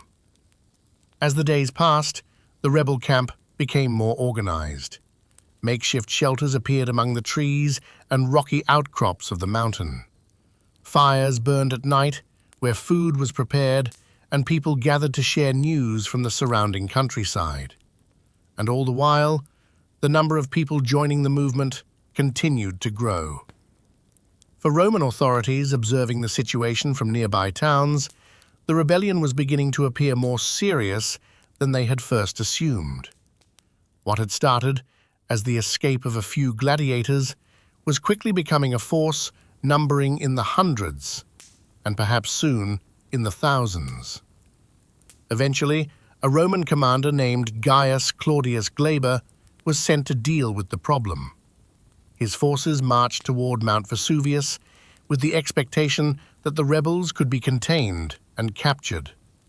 To Roman officials, this seemed like a straightforward task. After all, they believed they were confronting a group of runaway slaves. What they had not yet realized was that those slaves were now organized, determined, and guided by leaders who understood both discipline and strategy. From their positions high on the slopes of the mountain, Spartacus and his followers watched the Roman soldiers approach. The rebellion that had begun with a quiet escape from a gladiator school was now entering a new phase. The moment of true confrontation was drawing near. The trap on Mount Vesuvius. As the rebel camp on Mount Vesuvius continued to grow, the situation began to attract serious attention from the Roman authorities in the region. What had first been dismissed as a simple escape had now developed into a gathering of hundreds of armed fugitives. For the officials responsible for maintaining order in southern Italy, this could no longer be ignored. And so, a Roman force was assembled. The man placed in command was Gaius Claudius Glaber, a Roman magistrate tasked with suppressing the uprising before it could spread further. His soldiers marched toward the mountain with the confidence typical of Roman forces confronting what they assumed would be a poorly organized band of runaways. To them, the situation seemed straightforward. A group of escaped slaves had taken refuge on the slopes of a mountain. The logical response was to surround the area and prevent their escape. When Glaber's forces arrived at Mount Vesuvius, this was precisely the strategy they adopted. Rather than attempting a difficult direct assault up the steep terrain, the Roman commander positioned his troops at the main path leading down from the mountain. By blocking the primary route of descent, he believed he could trap the rebels in place. Cut off from the surrounding countryside, they would eventually run out of supplies and be forced to surrender. From a Roman perspective, the plan appeared sensible, but it rested on an important assumption. It assumed that the rebels would behave as frightened fugitives. What Glaber did not yet understand was that Spartacus and his followers were not merely hiding on the mountain. They were observing, planning, and searching for opportunities. From their elevated positions among the rocky slopes and dense vegetation, the rebels could watch the Roman encampment below. They could see where the soldiers had stationed themselves and how they guarded the narrow path that served as the main exit from the mountain. For a time, both sides waited. The Roman soldiers likely expected the rebels to grow desperate as food supplies dwindled. Meanwhile, within the rebel camp, Spartacus and his fellow leaders studied the terrain carefully.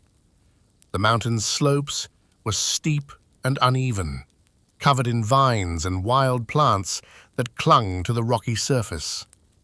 Some of these vines, as ancient sources later recorded, played an unexpected role in what happened next. At some point during the standoff, Spartacus devised a bold and unusual plan.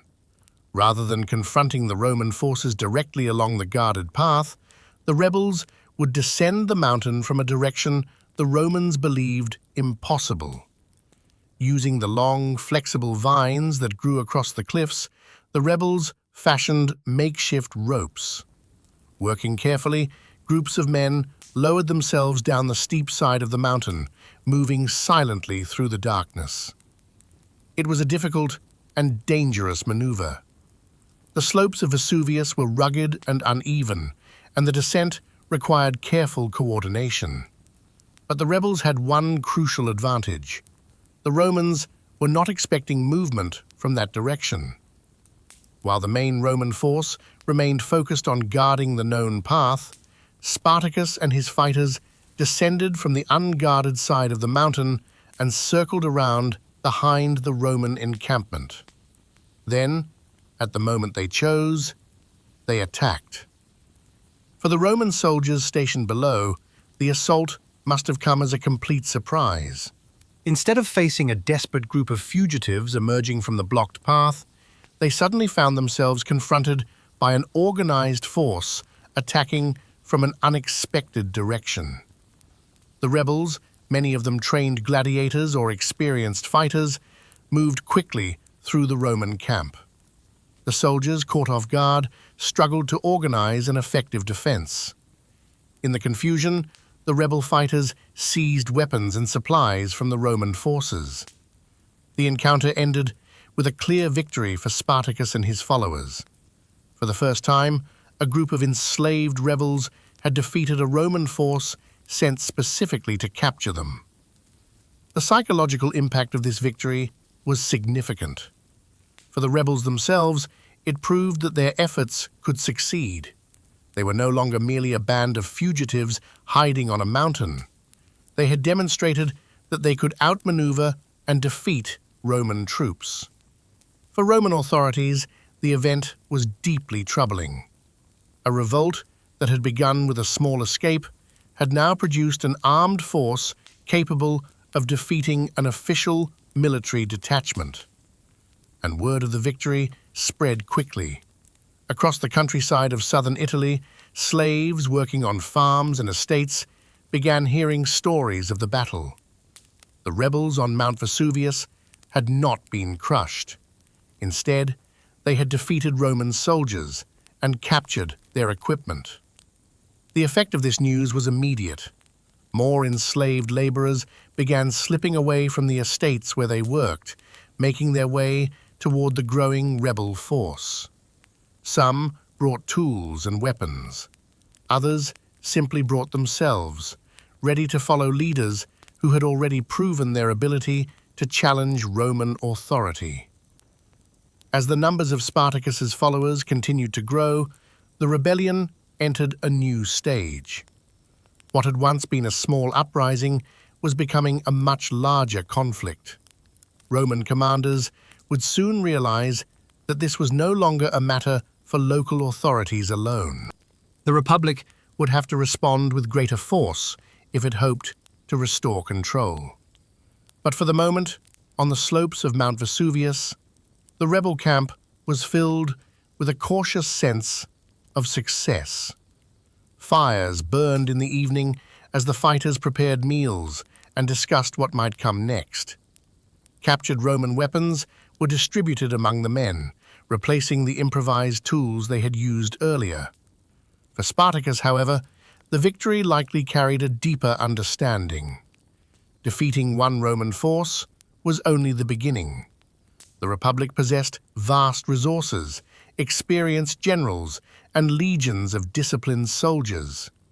If the rebellion continued to grow, Rome would eventually send larger armies to deal with the threat. The road ahead would not be easy. Yet for now, the rebels had achieved something remarkable.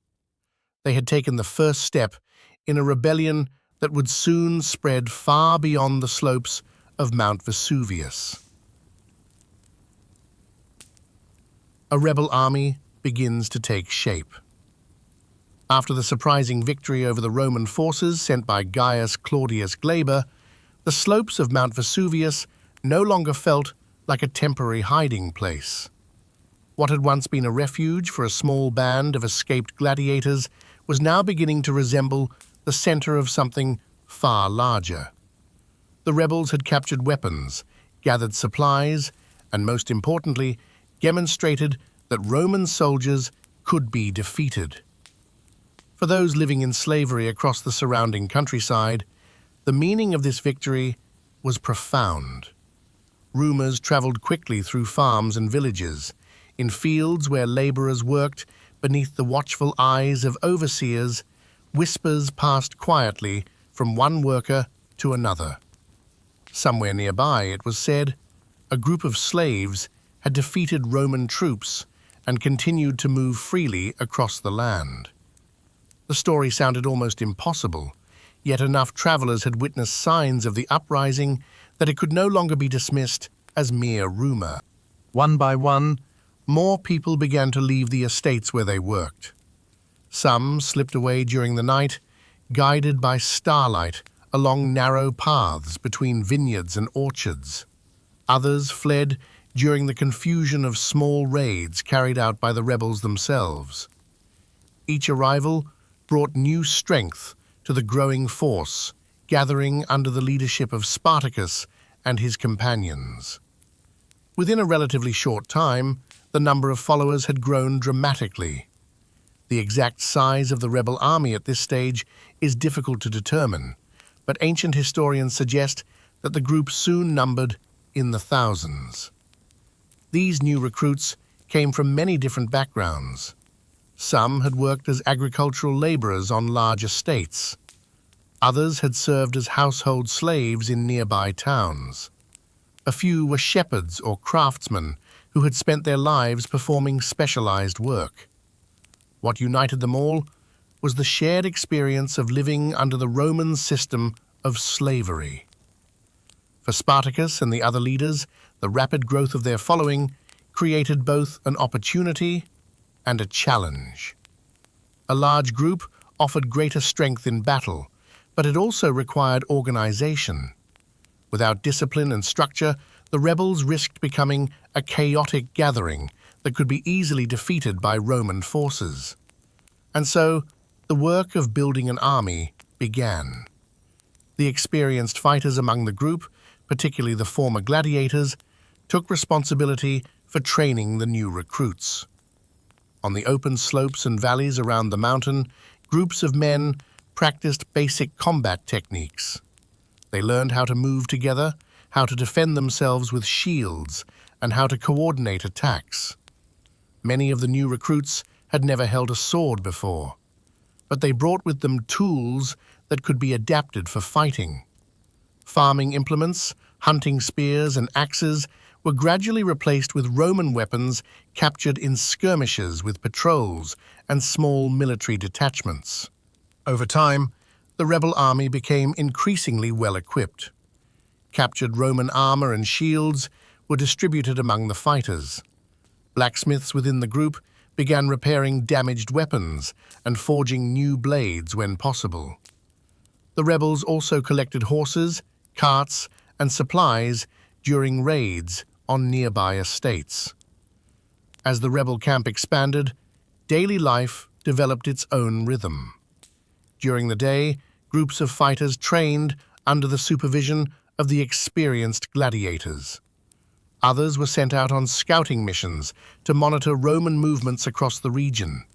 Some gathered food and supplies from surrounding farms, while others constructed simple shelters to house the growing number of people living within the camp.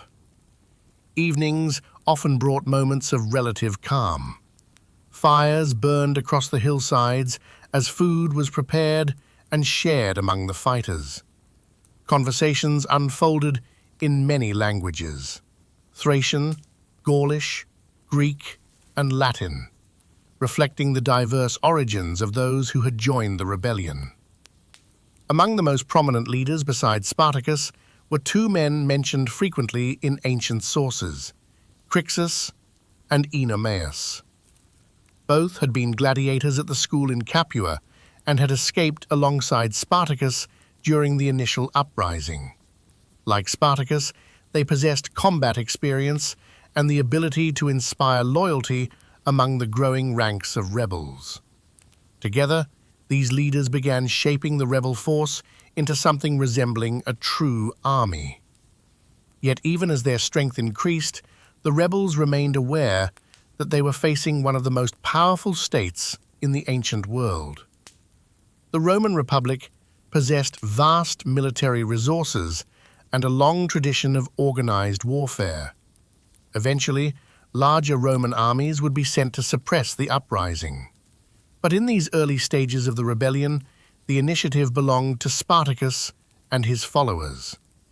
Instead of remaining on Mount Vesuvius, the rebel army began moving across the countryside of southern Italy. Their mobility allowed them to avoid being trapped in one location. They attacked isolated estates, captured supplies, and continued recruiting new followers from among the enslaved population. Roman forces, sent to confront them, soon discovered that this was no longer a small uprising, easily contained by local troops. The rebels moved quickly through the landscape, striking where opportunities appeared and withdrawing before large Roman units could gather.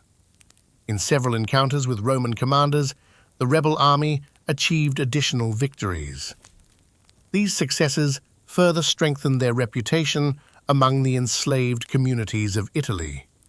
For Roman leaders watching events unfold from the capital, the situation was becoming increasingly alarming. What had begun as the escape of 70 gladiators had now transformed into a rebellion involving tens of thousands of people. And at its center stood Spartacus. Though ancient sources provide only fragments of information about his leadership style, many historians believe he possessed remarkable strategic instincts. He appeared capable of organizing large numbers of followers, adapting to changing circumstances, and using the landscape of Italy to his advantage. But the growing size of the rebel army also introduced new tensions. Not all of Spartacus's followers shared the same vision for the future. Some may have dreamed of escaping Italy entirely and returning to their homelands beyond the Roman frontier. Others, perhaps emboldened by their victories, began imagining more ambitious goals. These differing hopes would eventually lead to divisions within the rebel movement. For the moment, however, the uprising continued to expand. The rebel army marched across the countryside, leaving behind a trail of disrupted estates and liberated slaves who had chosen to join the cause. Rome, recognizing the seriousness of the threat, would soon send stronger forces to deal with the rebellion. The quiet mountain refuge, where the revolt had begun, was now far behind them. Ahead lay a series of battles that would test the strength, unity, and determination of Spartacus and the army he had helped create. Rome begins to take the rebellion seriously. As the rebellion spread across the countryside of southern Italy, the mood in Rome began to shift from mild concern to something more serious. At first, many Roman officials had assumed the uprising would fade quickly. Small revolts among enslaved populations had occurred before, and the usual response had been swift suppression by local forces. But the events following the escape from Capua had unfolded in a way few had expected. Reports arriving in Rome spoke of repeated defeats of Roman detachments. The rebels, once thought to be a scattered group of fugitives, were now moving through the Italian countryside in large numbers. Estates had been raided, supplies taken, and thousands of enslaved people had joined the ranks of the uprising. For the Roman Senate, this was becoming impossible to ignore. The Roman Republic was accustomed to war. Roman armies had spent decades fighting campaigns across the Mediterranean world, in Spain, Greece, North Africa, and Asia Minor. But these were foreign wars, fought against distant kingdoms and tribes. The idea of a large, organized rebellion within Italy itself carried a different kind of unease. Italy was supposed to be the stable heart of the Republic, and yet now, deep within its countryside, a rebel army led by former slaves was growing stronger. The Senate decided stronger action was required. 2 Roman consuls were assigned the task of confronting the rebellion. Consuls were among the highest-ranking officials in the Roman Republic, elected each year to lead the government and command its armies. Their appointment signaled that Rome was now treating the uprising as a serious military threat rather than a simple matter of law enforcement. Legions were assembled and prepared for campaign. Roman legions were formidable military units composed of trained citizen soldiers organized into disciplined formations. Each legion contained thousands of men equipped with standardized armor, shields, and weapons. Their strength lay not only in numbers, but also in their ability to move and fight as a coordinated force. For generations, these legions had helped Rome expand its territory across vast regions. Now they would be sent against Spartacus. Meanwhile, the rebel army continued to move across Italy. Spartacus and the other leaders appeared to understand that remaining in one place would invite destruction by a concentrated Roman force. Instead, the rebels traveled through the countryside, gathering supplies and avoiding direct confrontation with larger Roman units when possible. As the rebel army marched, its size continued to grow. Ancient historians estimate that at its height, the rebellion may have involved as many as 70,000 followers, though exact numbers are impossible to confirm. The group was no longer composed only of gladiators and farm slaves. It had become a large and diverse community of people, fighters, families, craftsmen, and others who had joined the movement for many different reasons. This rapid expansion created both strength and difficulty. On one hand, the rebels now possessed the numbers necessary to challenge Roman forces in open battle. On the other hand, such a large and varied group was not easy to control. Many followers had little military experience, and maintaining discipline among thousands of people required strong leadership. Spartacus seemed to recognize this challenge. Ancient sources suggest that he attempted to organize the rebels in ways that resembled a traditional army. Groups of fighters were trained and placed under commanders. Weapons captured from Roman forces were distributed among those most capable of using them. Scouts monitored the movements of Roman troops across the region. Yet even with these efforts, tensions within the rebel army began to appear. Not all of the leaders agreed on the long-term goal of the rebellion. Some believed the best strategy would be to leave Italy entirely. If the army could travel north and cross the Alps, many of the fighters could return to their homelands beyond Roman control. Gauls and Thracians among the rebels might find their way back to familiar territories, far from the authority of the Roman Republic. Spartacus himself may have supported this plan. However, other leaders, and many of the fighters themselves, seemed less eager to abandon the opportunities presented by their success in Italy. The countryside was rich with supplies, and Roman estates offered plentiful targets for raids. Some rebels preferred to remain where they could continue striking against Roman property and authority. These differing visions created divisions within the growing army. One of the most prominent figures associated with this division was Crixus, one of the gladiators who had escaped from Capua alongside Spartacus. Crixus commanded a large group of followers, many of them Gauls and Germans who had joined the uprising during its expansion. At some point during the campaign, Crixus and his followers separated from the main rebel army. The reasons for this split are not entirely clear. Some historians believe it reflected disagreement over strategy. Others suggest that the growing size of the rebel force made it difficult for all leaders to remain unified. Whatever the cause, the division weakened the overall strength of the rebellion. Roman forces soon encountered Crixus and his group in battle. Unlike Spartacus's carefully maneuvered forces, this smaller army was more vulnerable to direct confrontation with Roman legions. In the battle that followed, Crixus and many of his followers were defeated and killed. For the rebel movement, This loss was significant. Yet Spartacus continued to lead the remaining forces with determination. In several engagements that followed, he demonstrated a surprising ability to defeat Roman armies sent against him. These victories further embarrassed the Roman leadership and increased the urgency of the Senate's response. Across Italy, the rebellion had now become one of the most serious internal threats the Republic had faced in decades.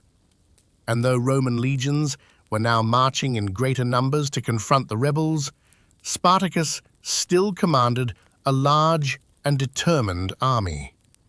The conflict was far from over. Indeed, it was only beginning to reach its most dramatic stage. The long road toward the final confrontation. As the rebellion led by Spartacus continued to spread across the Italian peninsula, the Roman Republic found itself facing a challenge it had not anticipated. What had begun as a relatively small uprising had now grown into a conflict that disrupted large areas of southern Italy. Farms had been abandoned, supply routes were uncertain, and Roman commanders had already suffered several humiliating defeats. For the Senate in Rome, the situation had become deeply uncomfortable. The Republic prided itself on military discipline and order. Roman legions had defeated powerful kingdoms and rival armies across the Mediterranean. Yet now, within Italy itself, a force composed largely of escaped slaves had managed to evade capture and win repeated engagements against Roman troops. Something more decisive would be required. Eventually, the Senate placed responsibility for suppressing the rebellion in the hands of a wealthy and ambitious Roman general named Marcus Licinius Crassus. Crassus was already known in Rome for his enormous fortune and his determination to rise within the competitive world of Roman politics. Commanding the campaign against Spartacus offered him an opportunity to restore Roman authority while also increasing his own prestige. When Crassus took command, he approached the problem with seriousness and discipline. Unlike some earlier commanders who had underestimated the rebels, Crassus treated the uprising as a full military threat. He assembled several legions and began reorganizing the Roman forces operating in southern Italy. One of the first actions he took was to impose strict discipline on his own soldiers. Roman armies were expected to follow clear orders and maintain tight formations during battle. Yet, some of the earlier defeats had revealed weaknesses in the morale of the troops sent against Spartacus. To correct this, Crassus enforced harsh military discipline, reminding his soldiers that failure in the face of rebellion would not be tolerated. Once his forces were organized, Crassus began a systematic campaign designed to contain and weaken the rebel army. Meanwhile, Spartacus continued moving through the countryside with his followers. At various points during the campaign, ancient sources suggest that he attempted once again to lead his army northward toward the Alps. If successful, such a movement might have allowed many of the rebels to disperse and escape Roman territory. But circumstances prevented this plan from unfolding as intended. The rebel army had grown extremely large, perhaps numbering tens of thousands of people. Moving such a vast group through unfamiliar territory presented enormous logistical challenges.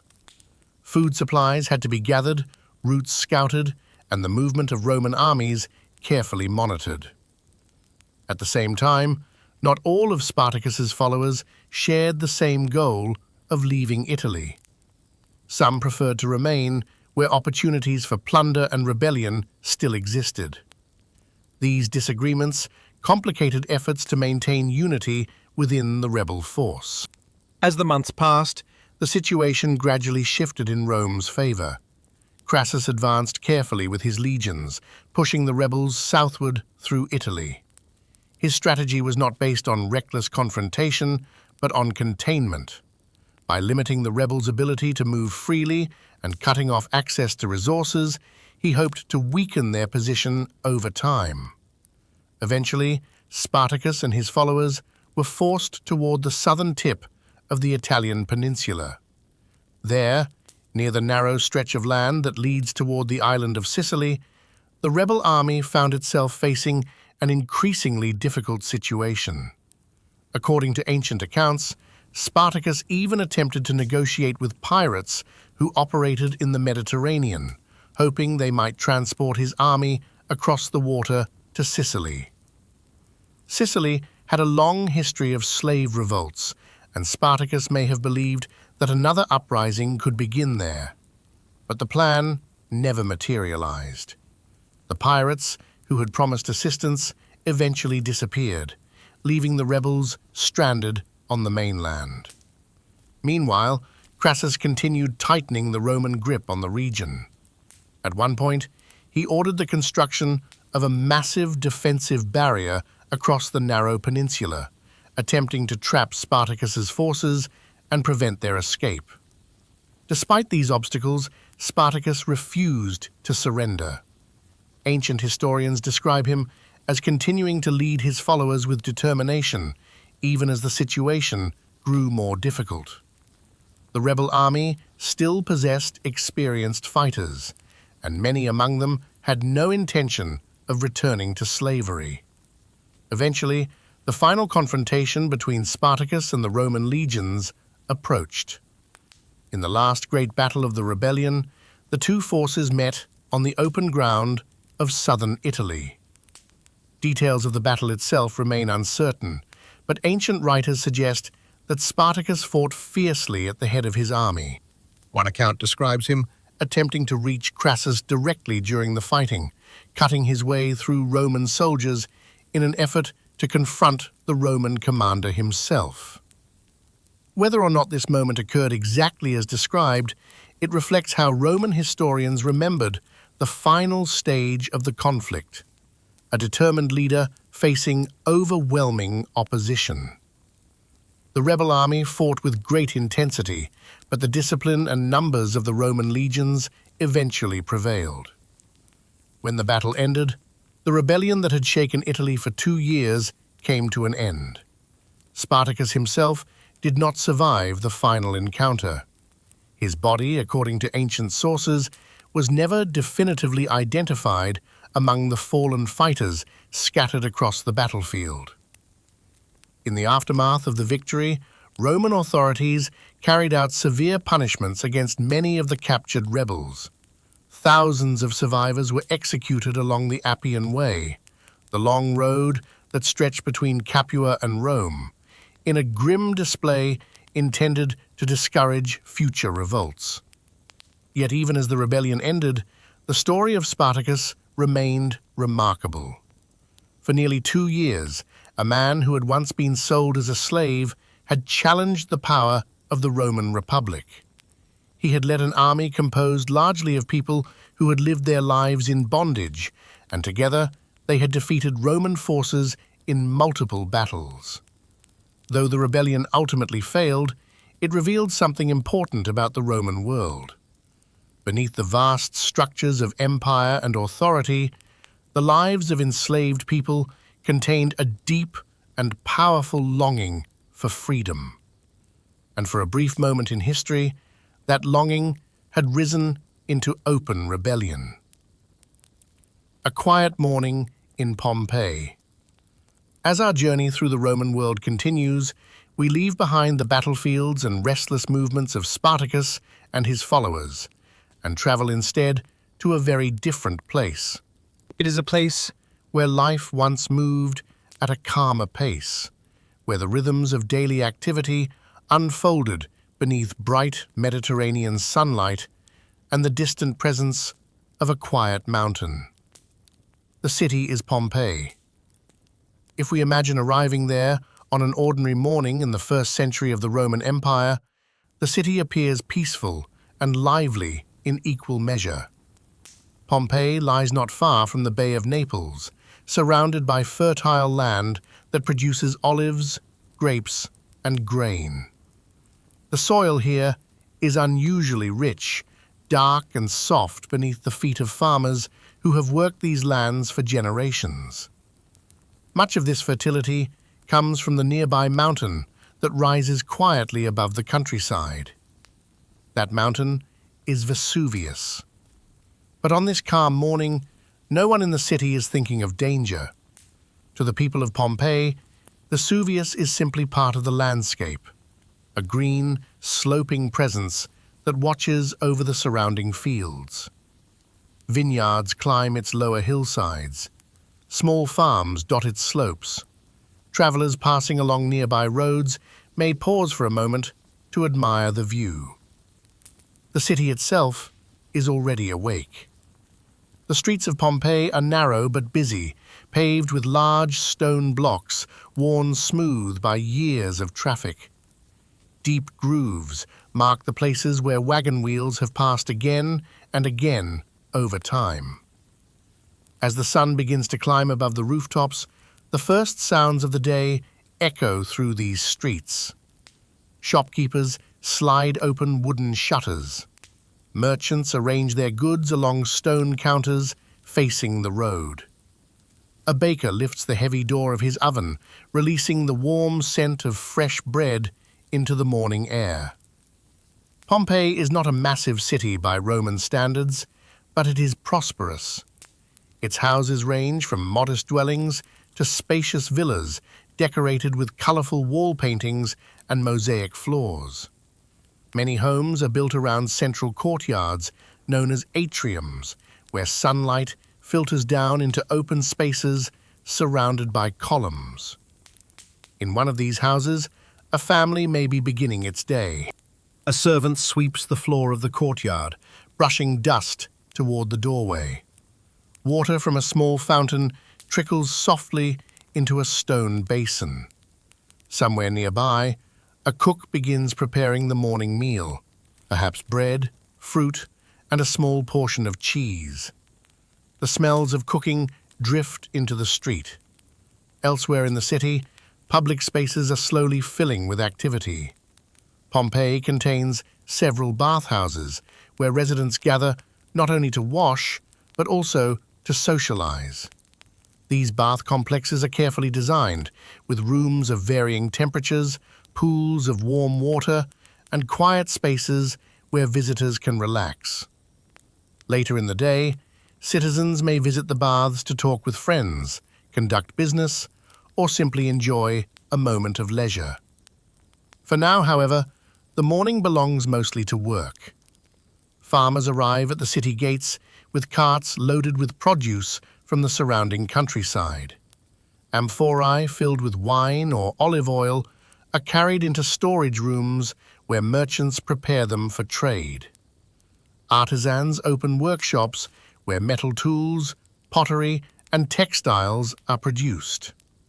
In one corner of the city stands the Forum, the central public square where political meetings and commercial exchanges take place.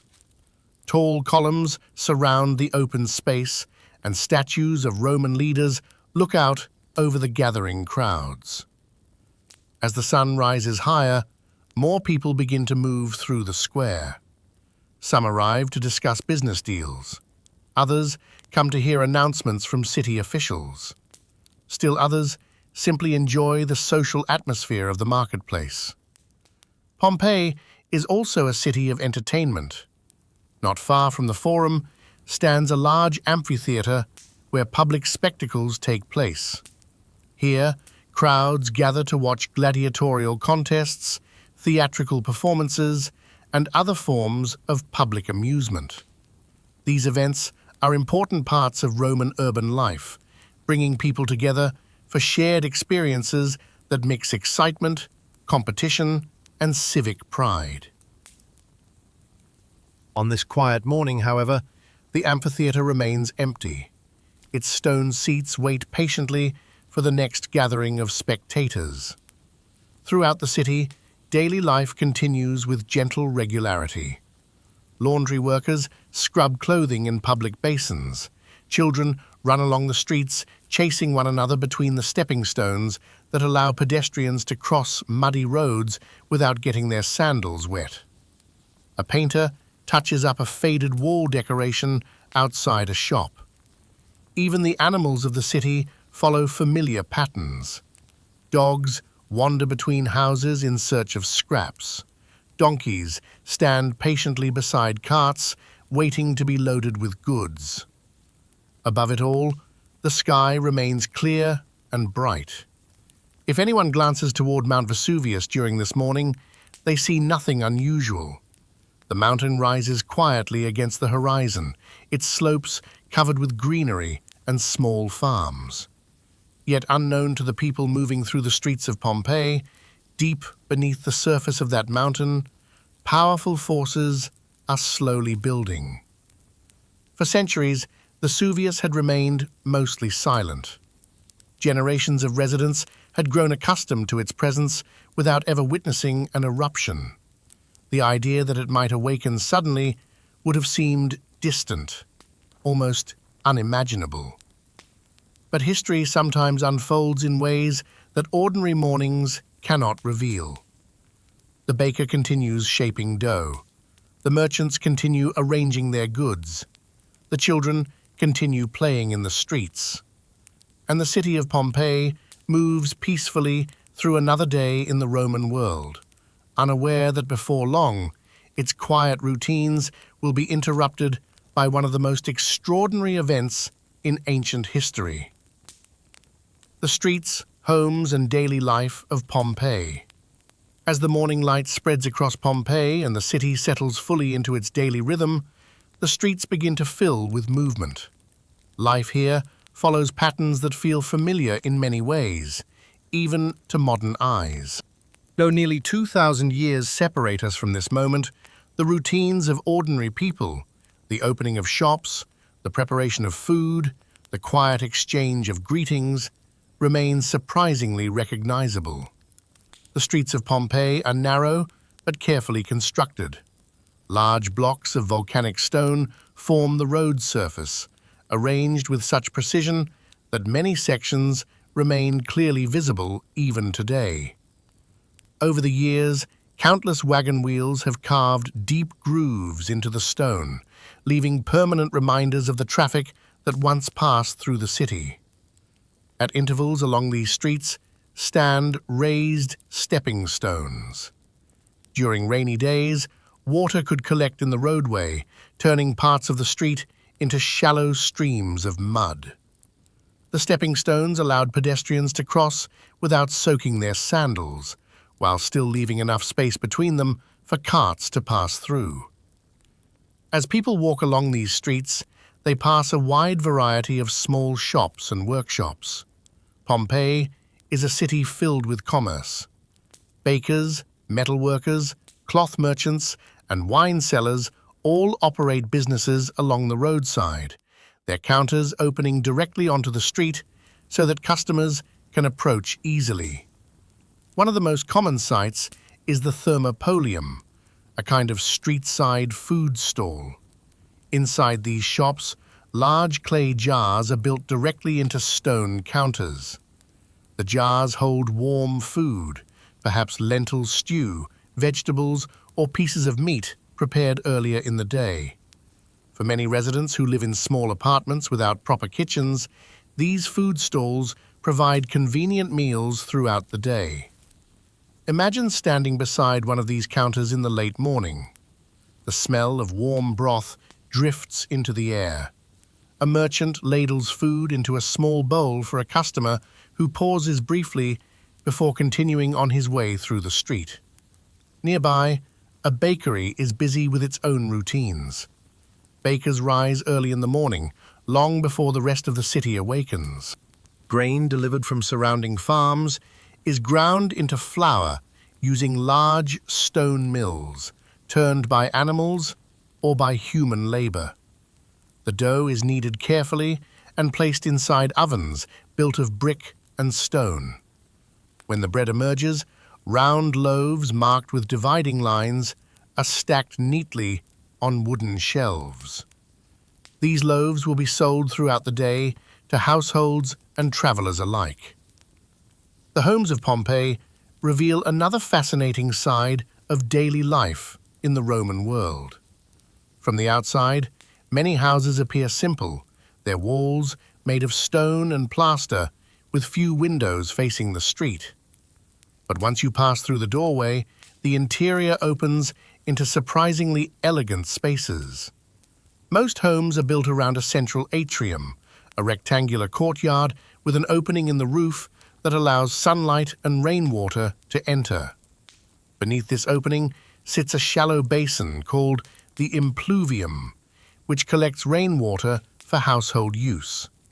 Around the atrium are rooms used for many purposes: sleeping chambers, dining rooms, storage spaces, and small shrines dedicated to household gods.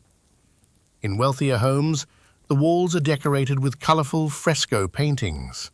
These images often depict landscapes, mythological scenes, or architectural designs that create the illusion of larger spaces beyond the walls.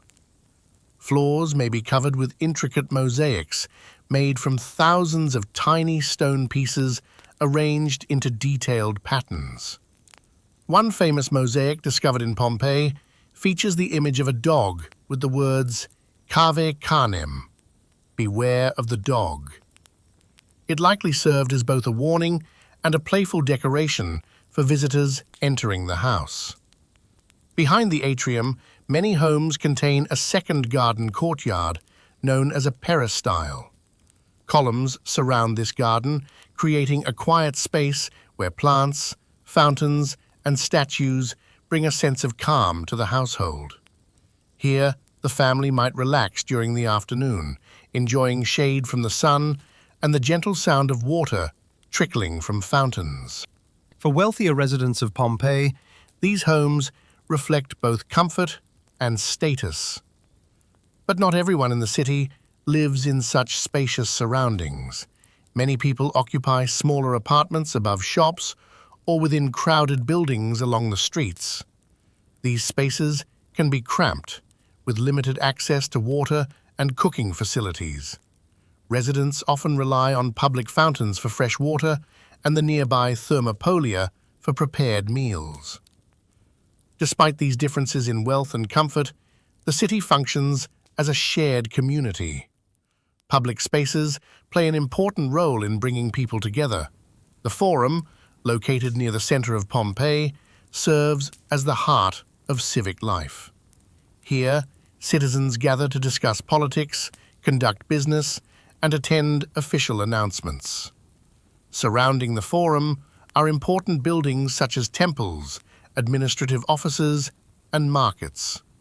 Statues of Roman leaders stand proudly among the columns, reminding visitors of the empire's authority and traditions. Throughout the city, smaller details offer glimpses into the personalities of its residents. Messages scratched into plaster walls, what we might call graffiti, reveal jokes, advertisements, and personal notes left by ordinary people. Some messages promote upcoming gladiator games, listing the names of fighters who will appear in the arena. Others record declarations of affection or playful insults directed at friends. These casual writings provide a rare opportunity to hear the voices of Pompeii's inhabitants across the centuries. As the afternoon approaches, the city grows warmer beneath the Mediterranean sun. Shops remain open, but activity begins to slow slightly as people seek shade from the heat. Some residents visit the public baths, where cool water and shaded rooms offer relief from the warmth of the day. Others retreat to their homes, closing shutters to keep the interiors comfortable until evening. All around the city, life continues with an easy familiarity. The routines of work, conversation, and leisure unfold just as they have for years. And above it all, Mount Vesuvius stands quietly in the distance. Its slopes appear calm, almost peaceful. Yet, deep beneath the mountain, invisible forces are continuing to gather. The people of Pompeii move through their ordinary day, unaware that the mountain they have lived beside for generations is slowly preparing to change their world forever. The first signs beneath the mountain. As the afternoon sun continues its slow journey across the sky above Pompeii, the city remains absorbed in its ordinary routines. Merchants continue their quiet trade along the streets, craftsmen shape pottery and metal within their workshops, and the warm Mediterranean air carries the familiar mixture of sounds and scents that mark another peaceful day in this prosperous Roman town. Yet, long before the day we now imagine, subtle changes had already begun to take place beneath the landscape surrounding Pompeii. To the people living here, these changes may have appeared unusual, but not necessarily alarming. In the ancient world, knowledge of volcanoes and geological forces was limited. Mountains like Vesuvius were simply part of the natural environment, and their deeper behavior remained largely mysterious. Still, in the years before the Great Eruption, some residents had begun to notice small disturbances. Occasional tremors shook the ground beneath the city. These earthquakes were rarely strong enough to cause major damage, but they were noticeable. Doors rattled gently in their frames. Pots resting on shelves trembled slightly. Sometimes people paused in the streets as the stones beneath their feet shifted for a moment before settling again. Such tremors were not entirely unfamiliar to the region. The area around the Bay of Naples had experienced earthquakes before, including a particularly strong one several years earlier that had damaged buildings in Pompeii and nearby towns. Reconstruction efforts were still underway in parts of the city when the final eruption approached. Because earthquakes had occurred in the past without leading to catastrophic events, many residents likely saw them as an inconvenience rather than a warning. Life continued. Walls were repaired, roof tiles were replaced, markets reopened. Yet beneath Mount Vesuvius, the internal pressures within the earth were slowly increasing. Deep underground, molten rock, what we call magma, was rising through hidden chambers beneath the mountain. As this molten material pushed upward, it created stress within the surrounding rock layers.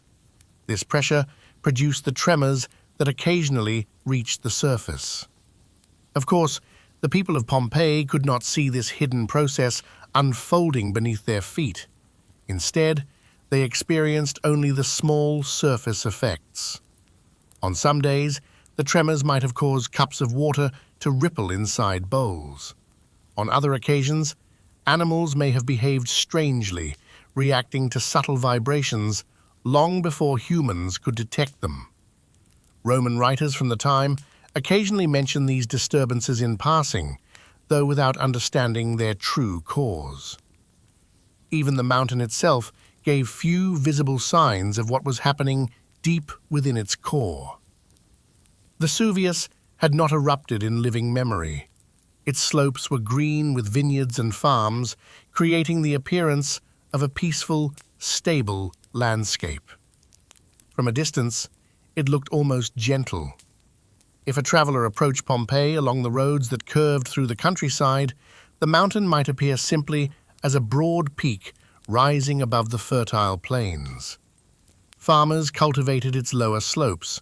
Shepherds guided their animals through nearby fields. No one living in the region could recall seeing fire or smoke from its summit, and so the mountain remained largely unremarkable in the minds of those who lived in its shadow. Meanwhile, the city itself continued its familiar patterns. Inside homes, families prepared meals for the afternoon and evening. Servants swept floors and arranged household items. The gentle splash of fountains echoed through courtyard gardens.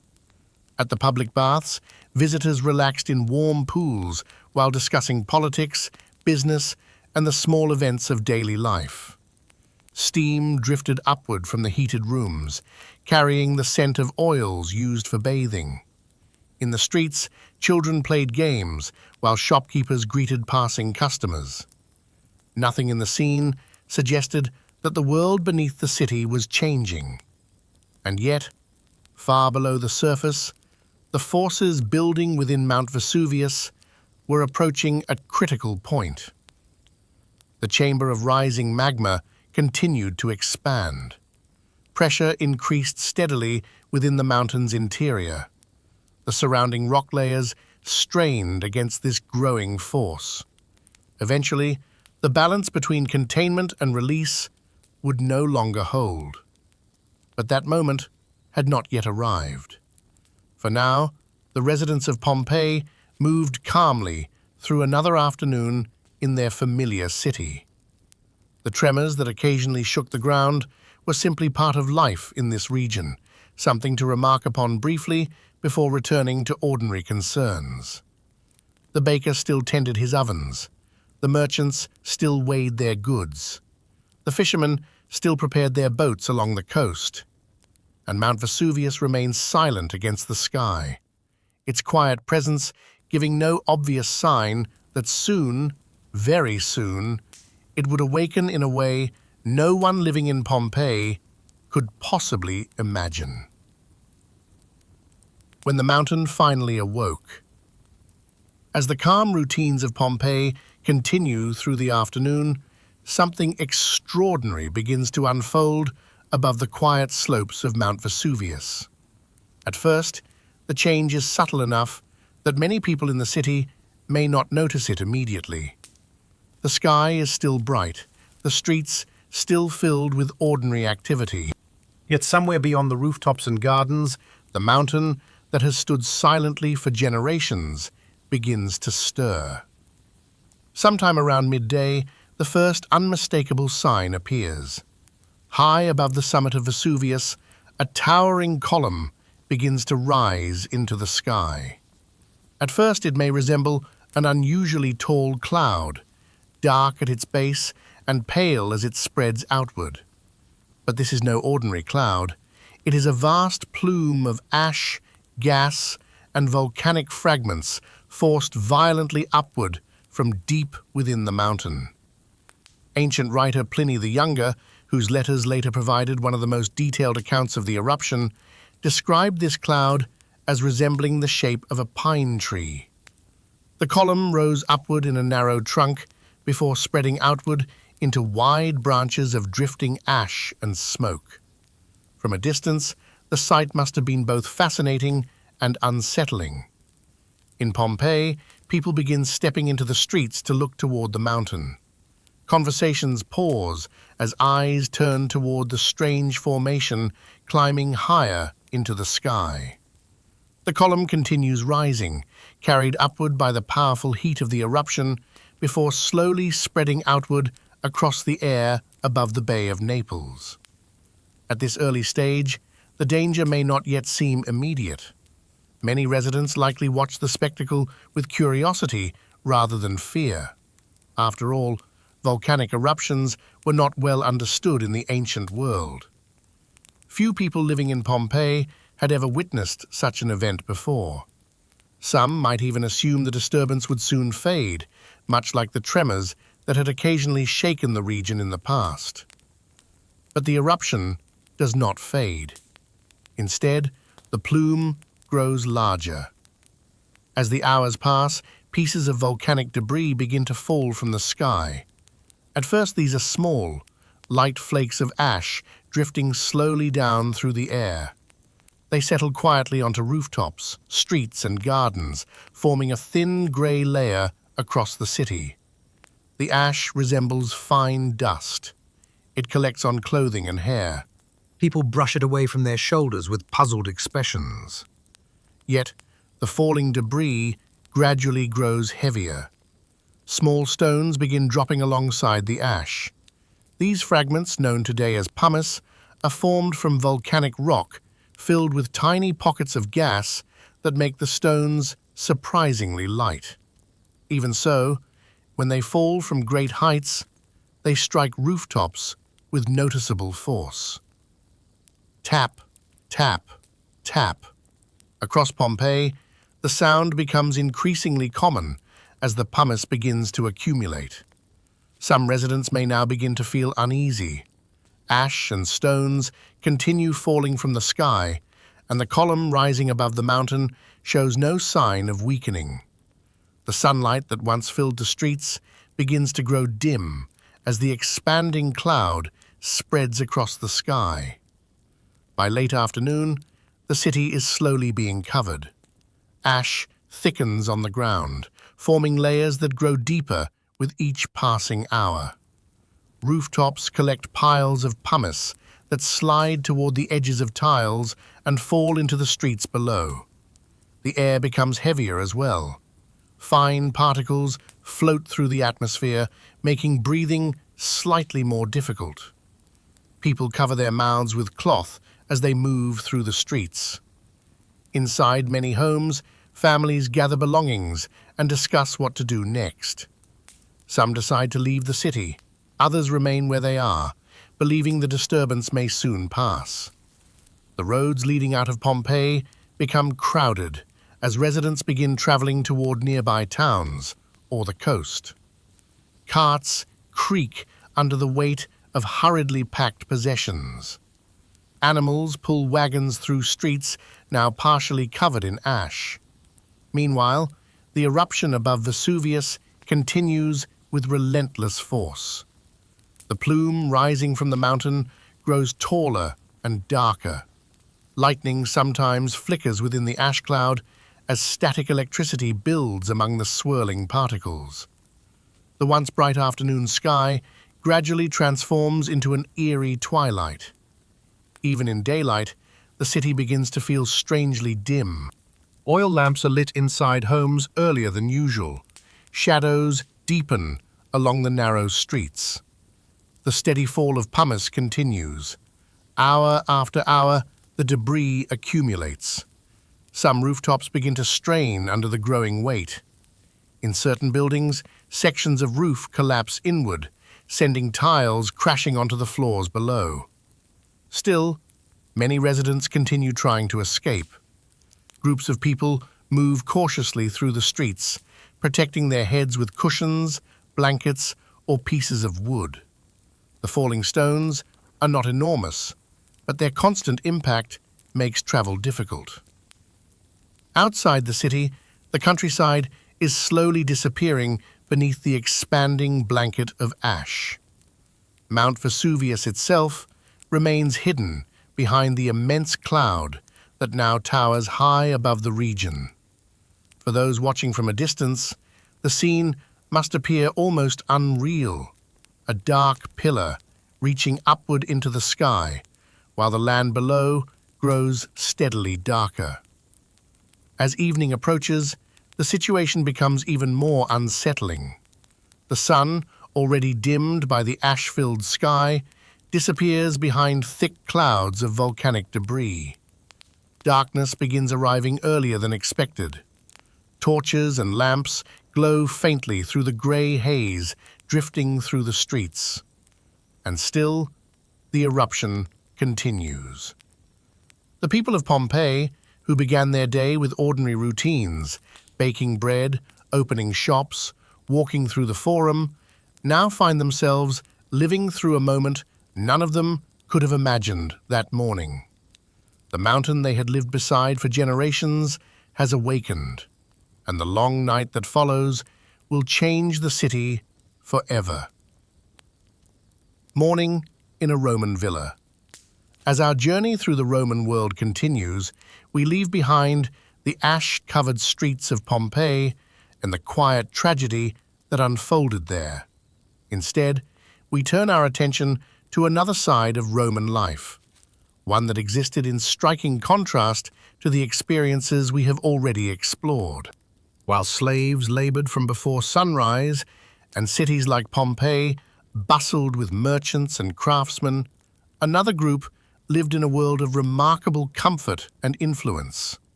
These were the Roman elite. Among them stood the senators, men who occupied the highest levels of Roman society. Their lives unfolded in surroundings very different from the cramped slave quarters or crowded urban apartments we have already imagined. Senators possessed wealth, land, and political authority.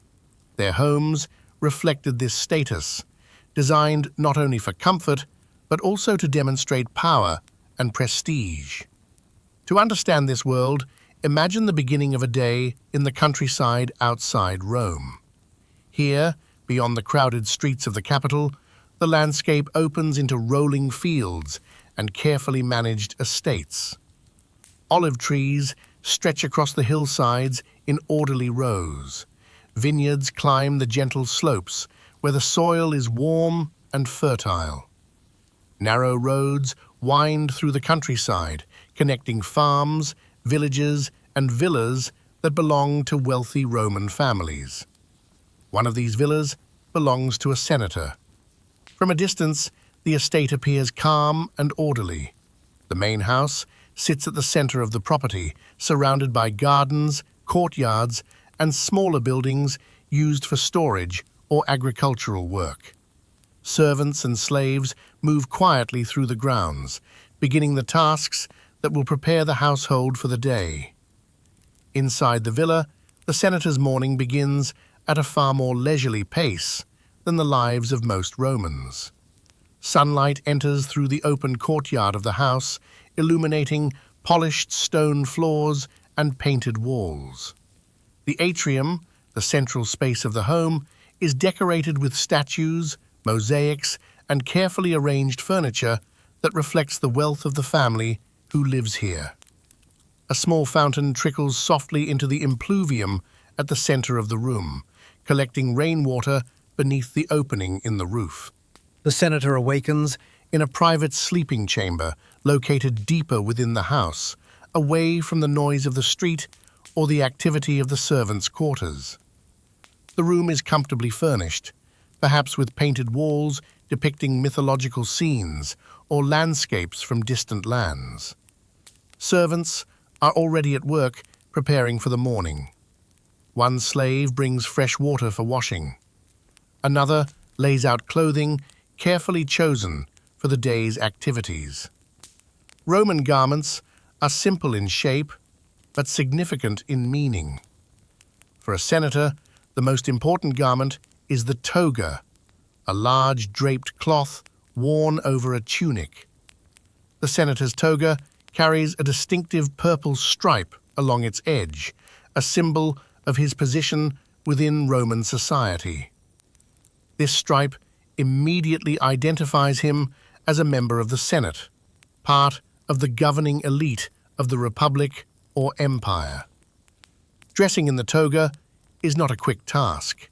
The fabric is long and must be arranged carefully so that it drapes properly across the body.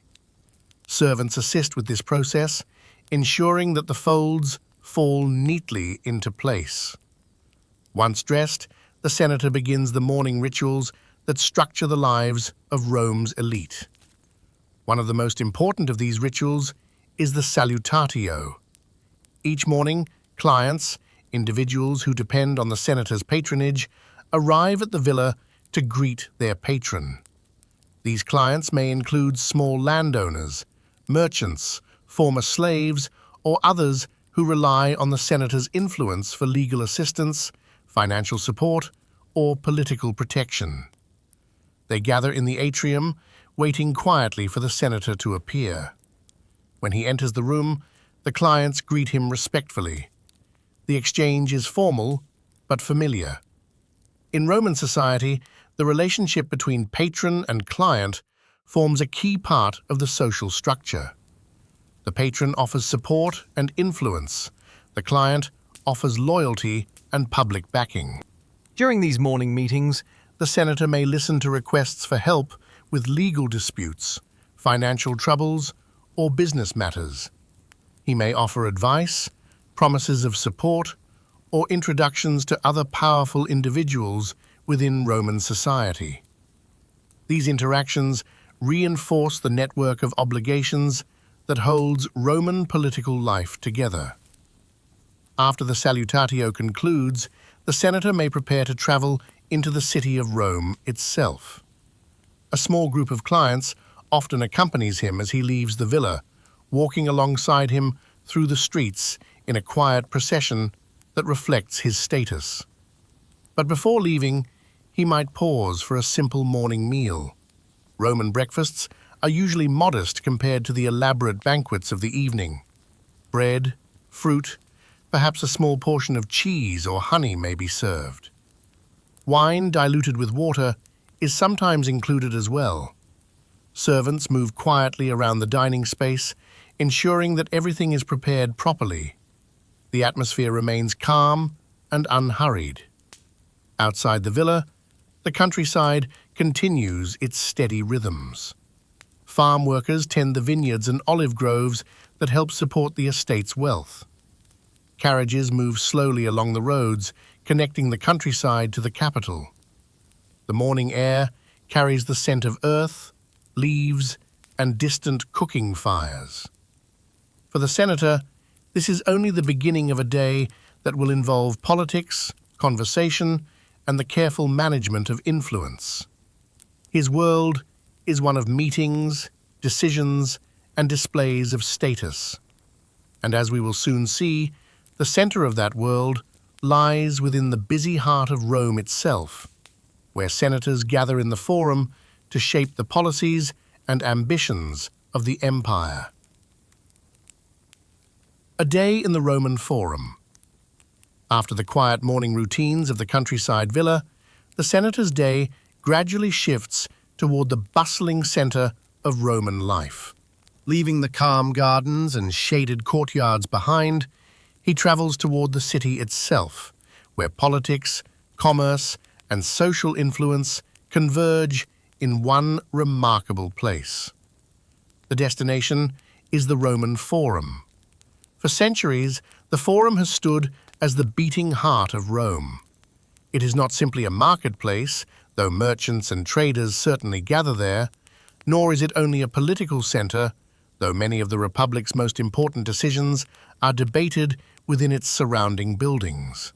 Instead, the Forum is a place where nearly every aspect of Roman public life intersects.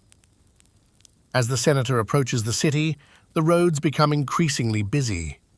Travelers from across Italy enter Rome through its gates, farmers bringing goods for sale, messengers carrying official correspondence, merchants transporting cargo from distant ports. The sounds of carts, animals, and voices echo along the stone streets. Rome itself is vast, far larger than Pompeii or Capua. Tall apartment buildings known as insulae rise above the narrow roads, housing thousands of ordinary residents. Markets spill into the streets, and the smell of cooking food drifts from small shops and taverns. Moving through this lively environment, the senator eventually arrives at the Forum. The space opens suddenly between the surrounding buildings, forming a broad public square lined with temples, basilicas, and monuments. Tall columns frame the edges of the plaza. Marble statues stand upon stone pedestals, honoring past generals, politicians, and emperors. The ground beneath the senator's sandals has been worn smooth by generations of footsteps. People move constantly through the Forum. Merchants arrange their goods in nearby stalls. Lawyers and clients discuss legal matters in the shade of colonnades. Messengers hurry across the open square, carrying news between officials. And everywhere, conversations unfold. For a Roman senator, the Forum is both workplace and stage. Here he meets fellow politicians, listens to legal arguments, negotiates alliances, and observes the shifting moods of the city's population. The senator may begin by entering one of the basilicas that stand along the Forum's edges. Despite the modern association of the word with churches, Roman basilicas are primarily public buildings used for legal proceedings and business transactions. Inside, the atmosphere is filled with the quiet murmur of voices and the steady rhythm of legal debates. Lawyers present arguments before magistrates. Witnesses recount events from recent disputes. Spectators gather along the walls to listen, occasionally reacting with murmurs of approval or disapproval. The senator may pause here to observe proceedings or to assist a client who has requested his support in a legal matter. Patronage remains a powerful force in Roman society, and the presence of a respected senator can influence how others perceive a case.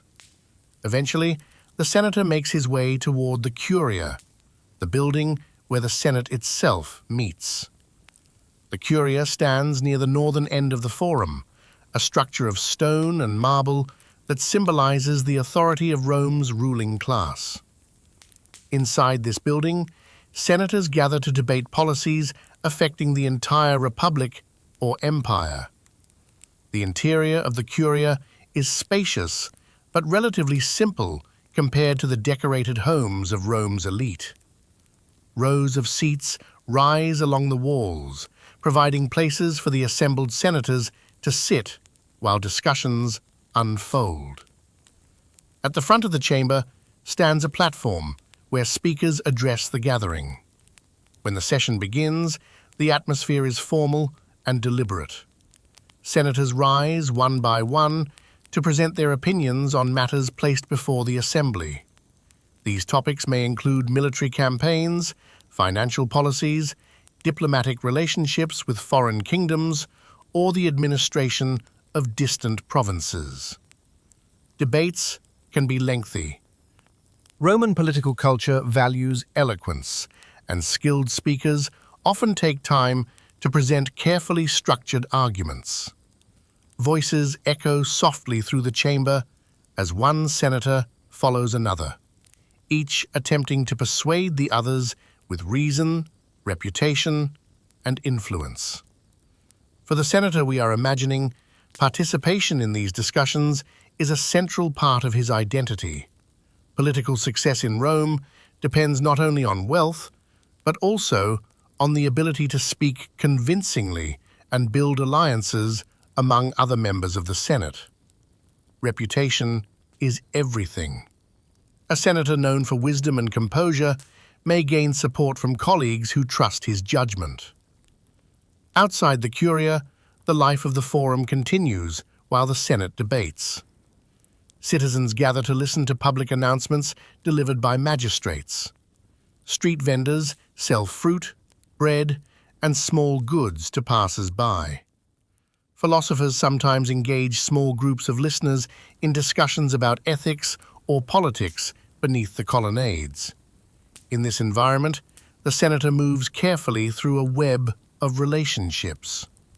Every greeting, every conversation, every gesture contributes to the delicate balance of Roman political life. Allies must be maintained, rivals must be watched, new opportunities for influence must be recognized and pursued. As the day progresses, the business of the Forum gradually begins to slow. Some senators leave to attend private meetings or return to their homes. Others remain behind, continuing conversations in quieter corners of the square. By late afternoon, the senator may finally prepare to leave the Forum behind. The day's political discussions are complete, at least for now. The business of governance will continue tomorrow. But for this evening, another part of Roman elite life awaits.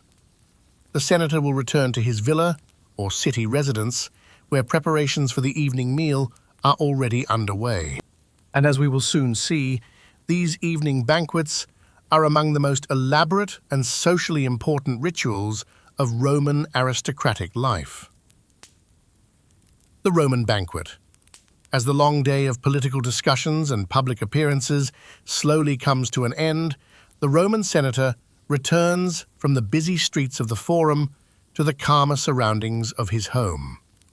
Whether he resides in a countryside villa or a grand townhouse within the city itself, the evening now brings a different kind of ritual, one centered not on governance or law, but on hospitality, social influence, and carefully displayed luxury. In Roman elite culture, the evening meal, known as the cena, is far more than simple nourishment. It is an event where friendships are strengthened, alliances quietly negotiated, and reputations subtly displayed through generosity and refinement. As the sun sinks toward the horizon and the sky above Rome begins to soften into the colors of dusk, preparations inside the house are already well underway. Servants move quietly through the rooms, lighting oil lamps whose warm glow reflects against painted walls and polished floors. The dining room, called the triclinium, is arranged with careful attention. This space is designed specifically for formal meals, and its layout reflects Roman customs that may seem unusual to modern observers. Instead of sitting upright at tables, guests recline while dining. 3 couches are arranged around a low central table, forming a U-shaped arrangement. Each couch can accommodate several diners, who lean comfortably on one elbow while reaching for food with the other hand. Cushions and soft coverings provide comfort, allowing guests to remain in this relaxed position throughout the meal. The arrangement of seating carries social meaning. The most honored guests are placed in the most prestigious positions along the couches, while less prominent individuals occupy the remaining spaces. Even the order in which people are invited to dine reflects the subtle hierarchies of Roman society. As the evening approaches, the first guests begin to arrive. They are greeted at the entrance of the house and escorted through the atrium, where the soft light of lamps illuminates statues and decorative fountains. Conversations begin almost immediately. Quiet greetings, small discussions about the day's events, and perhaps a few remarks about recent news from the Senate. The guests then move into the dining room, where they settle onto the couches arranged around the table. Soon, the meal begins. Roman banquets are served in several courses, each designed to display both the host's generosity and the culinary skill of the household's cooks. The first course, known as the gustatio, often includes light dishes intended to stimulate the appetite. These might consist of olives, eggs, small fish, vegetables dressed with herbs, and bread accompanied by honey or cheese. Wine is poured into cups, though it is usually diluted with water according to Roman custom. Drinking undiluted wine is generally considered excessive, so the mixture is carefully prepared in large bowls before being served to the guests. As the first course is enjoyed, conversation fills the room. Topics vary widely. Guests may discuss political developments in Rome, share news from distant provinces, or debate philosophical ideas. Roman elite culture values education and intellectual exchange, so banquets often include lively but measured discussions about literature, history, and public affairs. Meanwhile, servants move gracefully around the room, bringing new dishes and clearing away empty plates. The main course follows. This stage of the meal often features more substantial foods.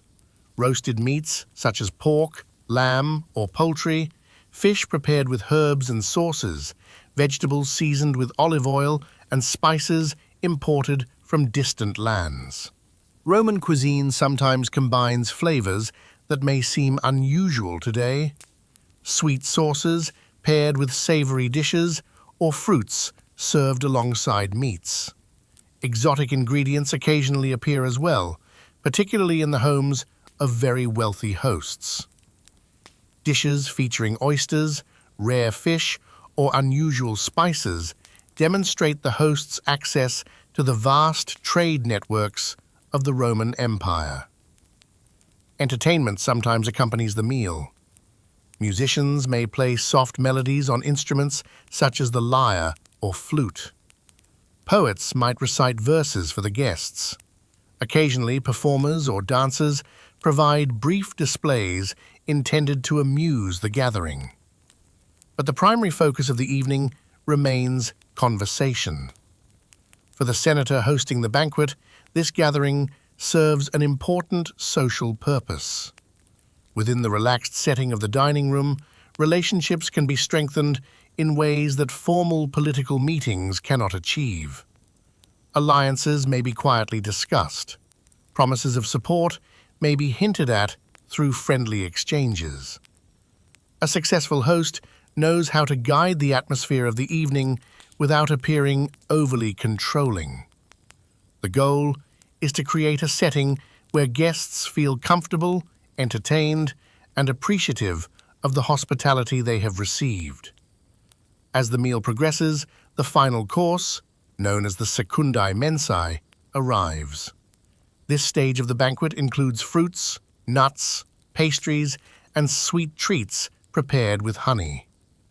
Bowls of figs, dates, grapes, and pomegranates are passed around the table. The tone of the evening grows even more relaxed as the formal structure of the meal begins to wind down. Outside the house, the city of Rome gradually settles into the quiet of night. Torches illuminate the streets for travelers making their way home. The distant sounds of carts and footsteps echo between the tall buildings. Inside the villa or townhouse, however, the lamps continue burning warmly as the guests linger over their final cups of wine. Eventually, the evening begins to draw toward its natural conclusion. Guests rise from the couches, thanking the host for his generosity. Farewells are exchanged in the atrium before the visitors step out into the night. For the senator, the banquet has served its purpose. Friendships have been reinforced, political relationships have been quietly strengthened, and the reputation of the household as a place of refinement and generosity has been displayed once again. Yet as the lamps begin to dim and the house grows quiet, the senator's day, like the days of so many Romans, slowly comes to its end. Tomorrow, the rhythms of politics, patronage, and power will begin again. But for now, the night offers a moment of calm within the complex world of Roman elite life. The quiet weight of power. As the last guests depart and the lamps inside the villa burn lower, the lively sounds of the evening banquet gradually fade into silence. The courtyard grows still once again. Servants move quietly through the dining room, clearing the remaining cups and dishes, their footsteps soft against the mosaic floors. Outside, the Roman night settles gently over the city and countryside alike. For the senator, however, the end of the banquet does not mean the end of responsibility. The comfortable surroundings of wealth and influence may appear effortless from the outside, but the life of Rome's elite carries its own subtle pressures that never fully disappear, even in moments of rest. After the guests have gone, the senator may retreat to a quieter part of the house. Perhaps he walks slowly through the peristyle garden, where the night air feels cooler beneath the open sky. The columns cast long shadows across the courtyard, and the soft sound of water continues to flow from a small fountain into the stone basin below. It is here, away from the noise of politics and conversation, that the weight of his position becomes more apparent. A Roman senator lives within a complex network of expectations. His wealth must be maintained through careful management of estates and business dealings. His political reputation must be protected through wise decisions and public behavior. His relationships with other powerful families must be balanced with patience and diplomacy. Every action carries consequences. A careless remark during a Senate debate could damage an alliance. A failed business investment could weaken the family's financial standing. Even the success of one's political career can bring new rivals eager to challenge that success. In the world of Roman politics, prestige and danger often walk side by side. Many senators spend years navigating this delicate environment, learning when to speak boldly and when to remain silent. Reputation is built slowly through public service, generosity toward clients, and visible loyalty to Rome itself. Yet the pursuit of influence can also bring constant tension. Political rivalries in Rome are often intense. Elections, debates, and legal disputes regularly place senators in competition with one another. Families that have held power for generations carefully guard their status, while ambitious newcomers seek opportunities to rise within the same system. For the senator standing quietly in the courtyard at the end of the day, these realities form part of an ongoing reflection. The luxury of his surroundings, the elegant villa, the servants who maintain the household, the lands that stretch beyond the walls, represents both privilege and responsibility. The wealth that supports this lifestyle must be preserved and expanded. The political influence that accompanies his office must be used carefully. Even moments of relaxation remain connected to these responsibilities. A banquet strengthens alliances. A public appearance reinforces authority. A generous gift to a client builds loyalty. These small actions, repeated over many years, shape the senator's place within Roman society. Yet, despite the pressures of politics, the evening still offers a rare moment of quiet. The city of Rome sleeps beyond the villa walls. The markets have closed. The forum stands empty beneath the night sky. Somewhere in the distance, the soft sound of footsteps echoes along a quiet street as a watchman patrols the darkened roads. Within the villa, the household gradually settles. Servants extinguish lamps in unused rooms. Doors close gently. The last traces of the evening meal disappear as the kitchen is cleaned and prepared for the following day. Eventually, the senator, too, retires for the night. Tomorrow will bring another series of meetings, discussions, and decisions that shape the course of Roman life. The Senate will gather again. Clients will arrive at the atrium seeking advice or assistance. Letters from distant provinces may arrive with news of political developments across the empire. The cycle will continue. Yet for now, the quiet darkness of night allows the household to rest. And as we step back from this final glimpse into the life of Rome's elite, we begin to see the Roman world in its full complexity. From the early morning struggles of enslaved laborers to the daring rebellion led by Spartacus, to the quiet streets of Pompeii before disaster struck, and finally to the luxurious villas where senators balanced power with responsibility. Each of these lives formed part of the vast and intricate society that was ancient Rome.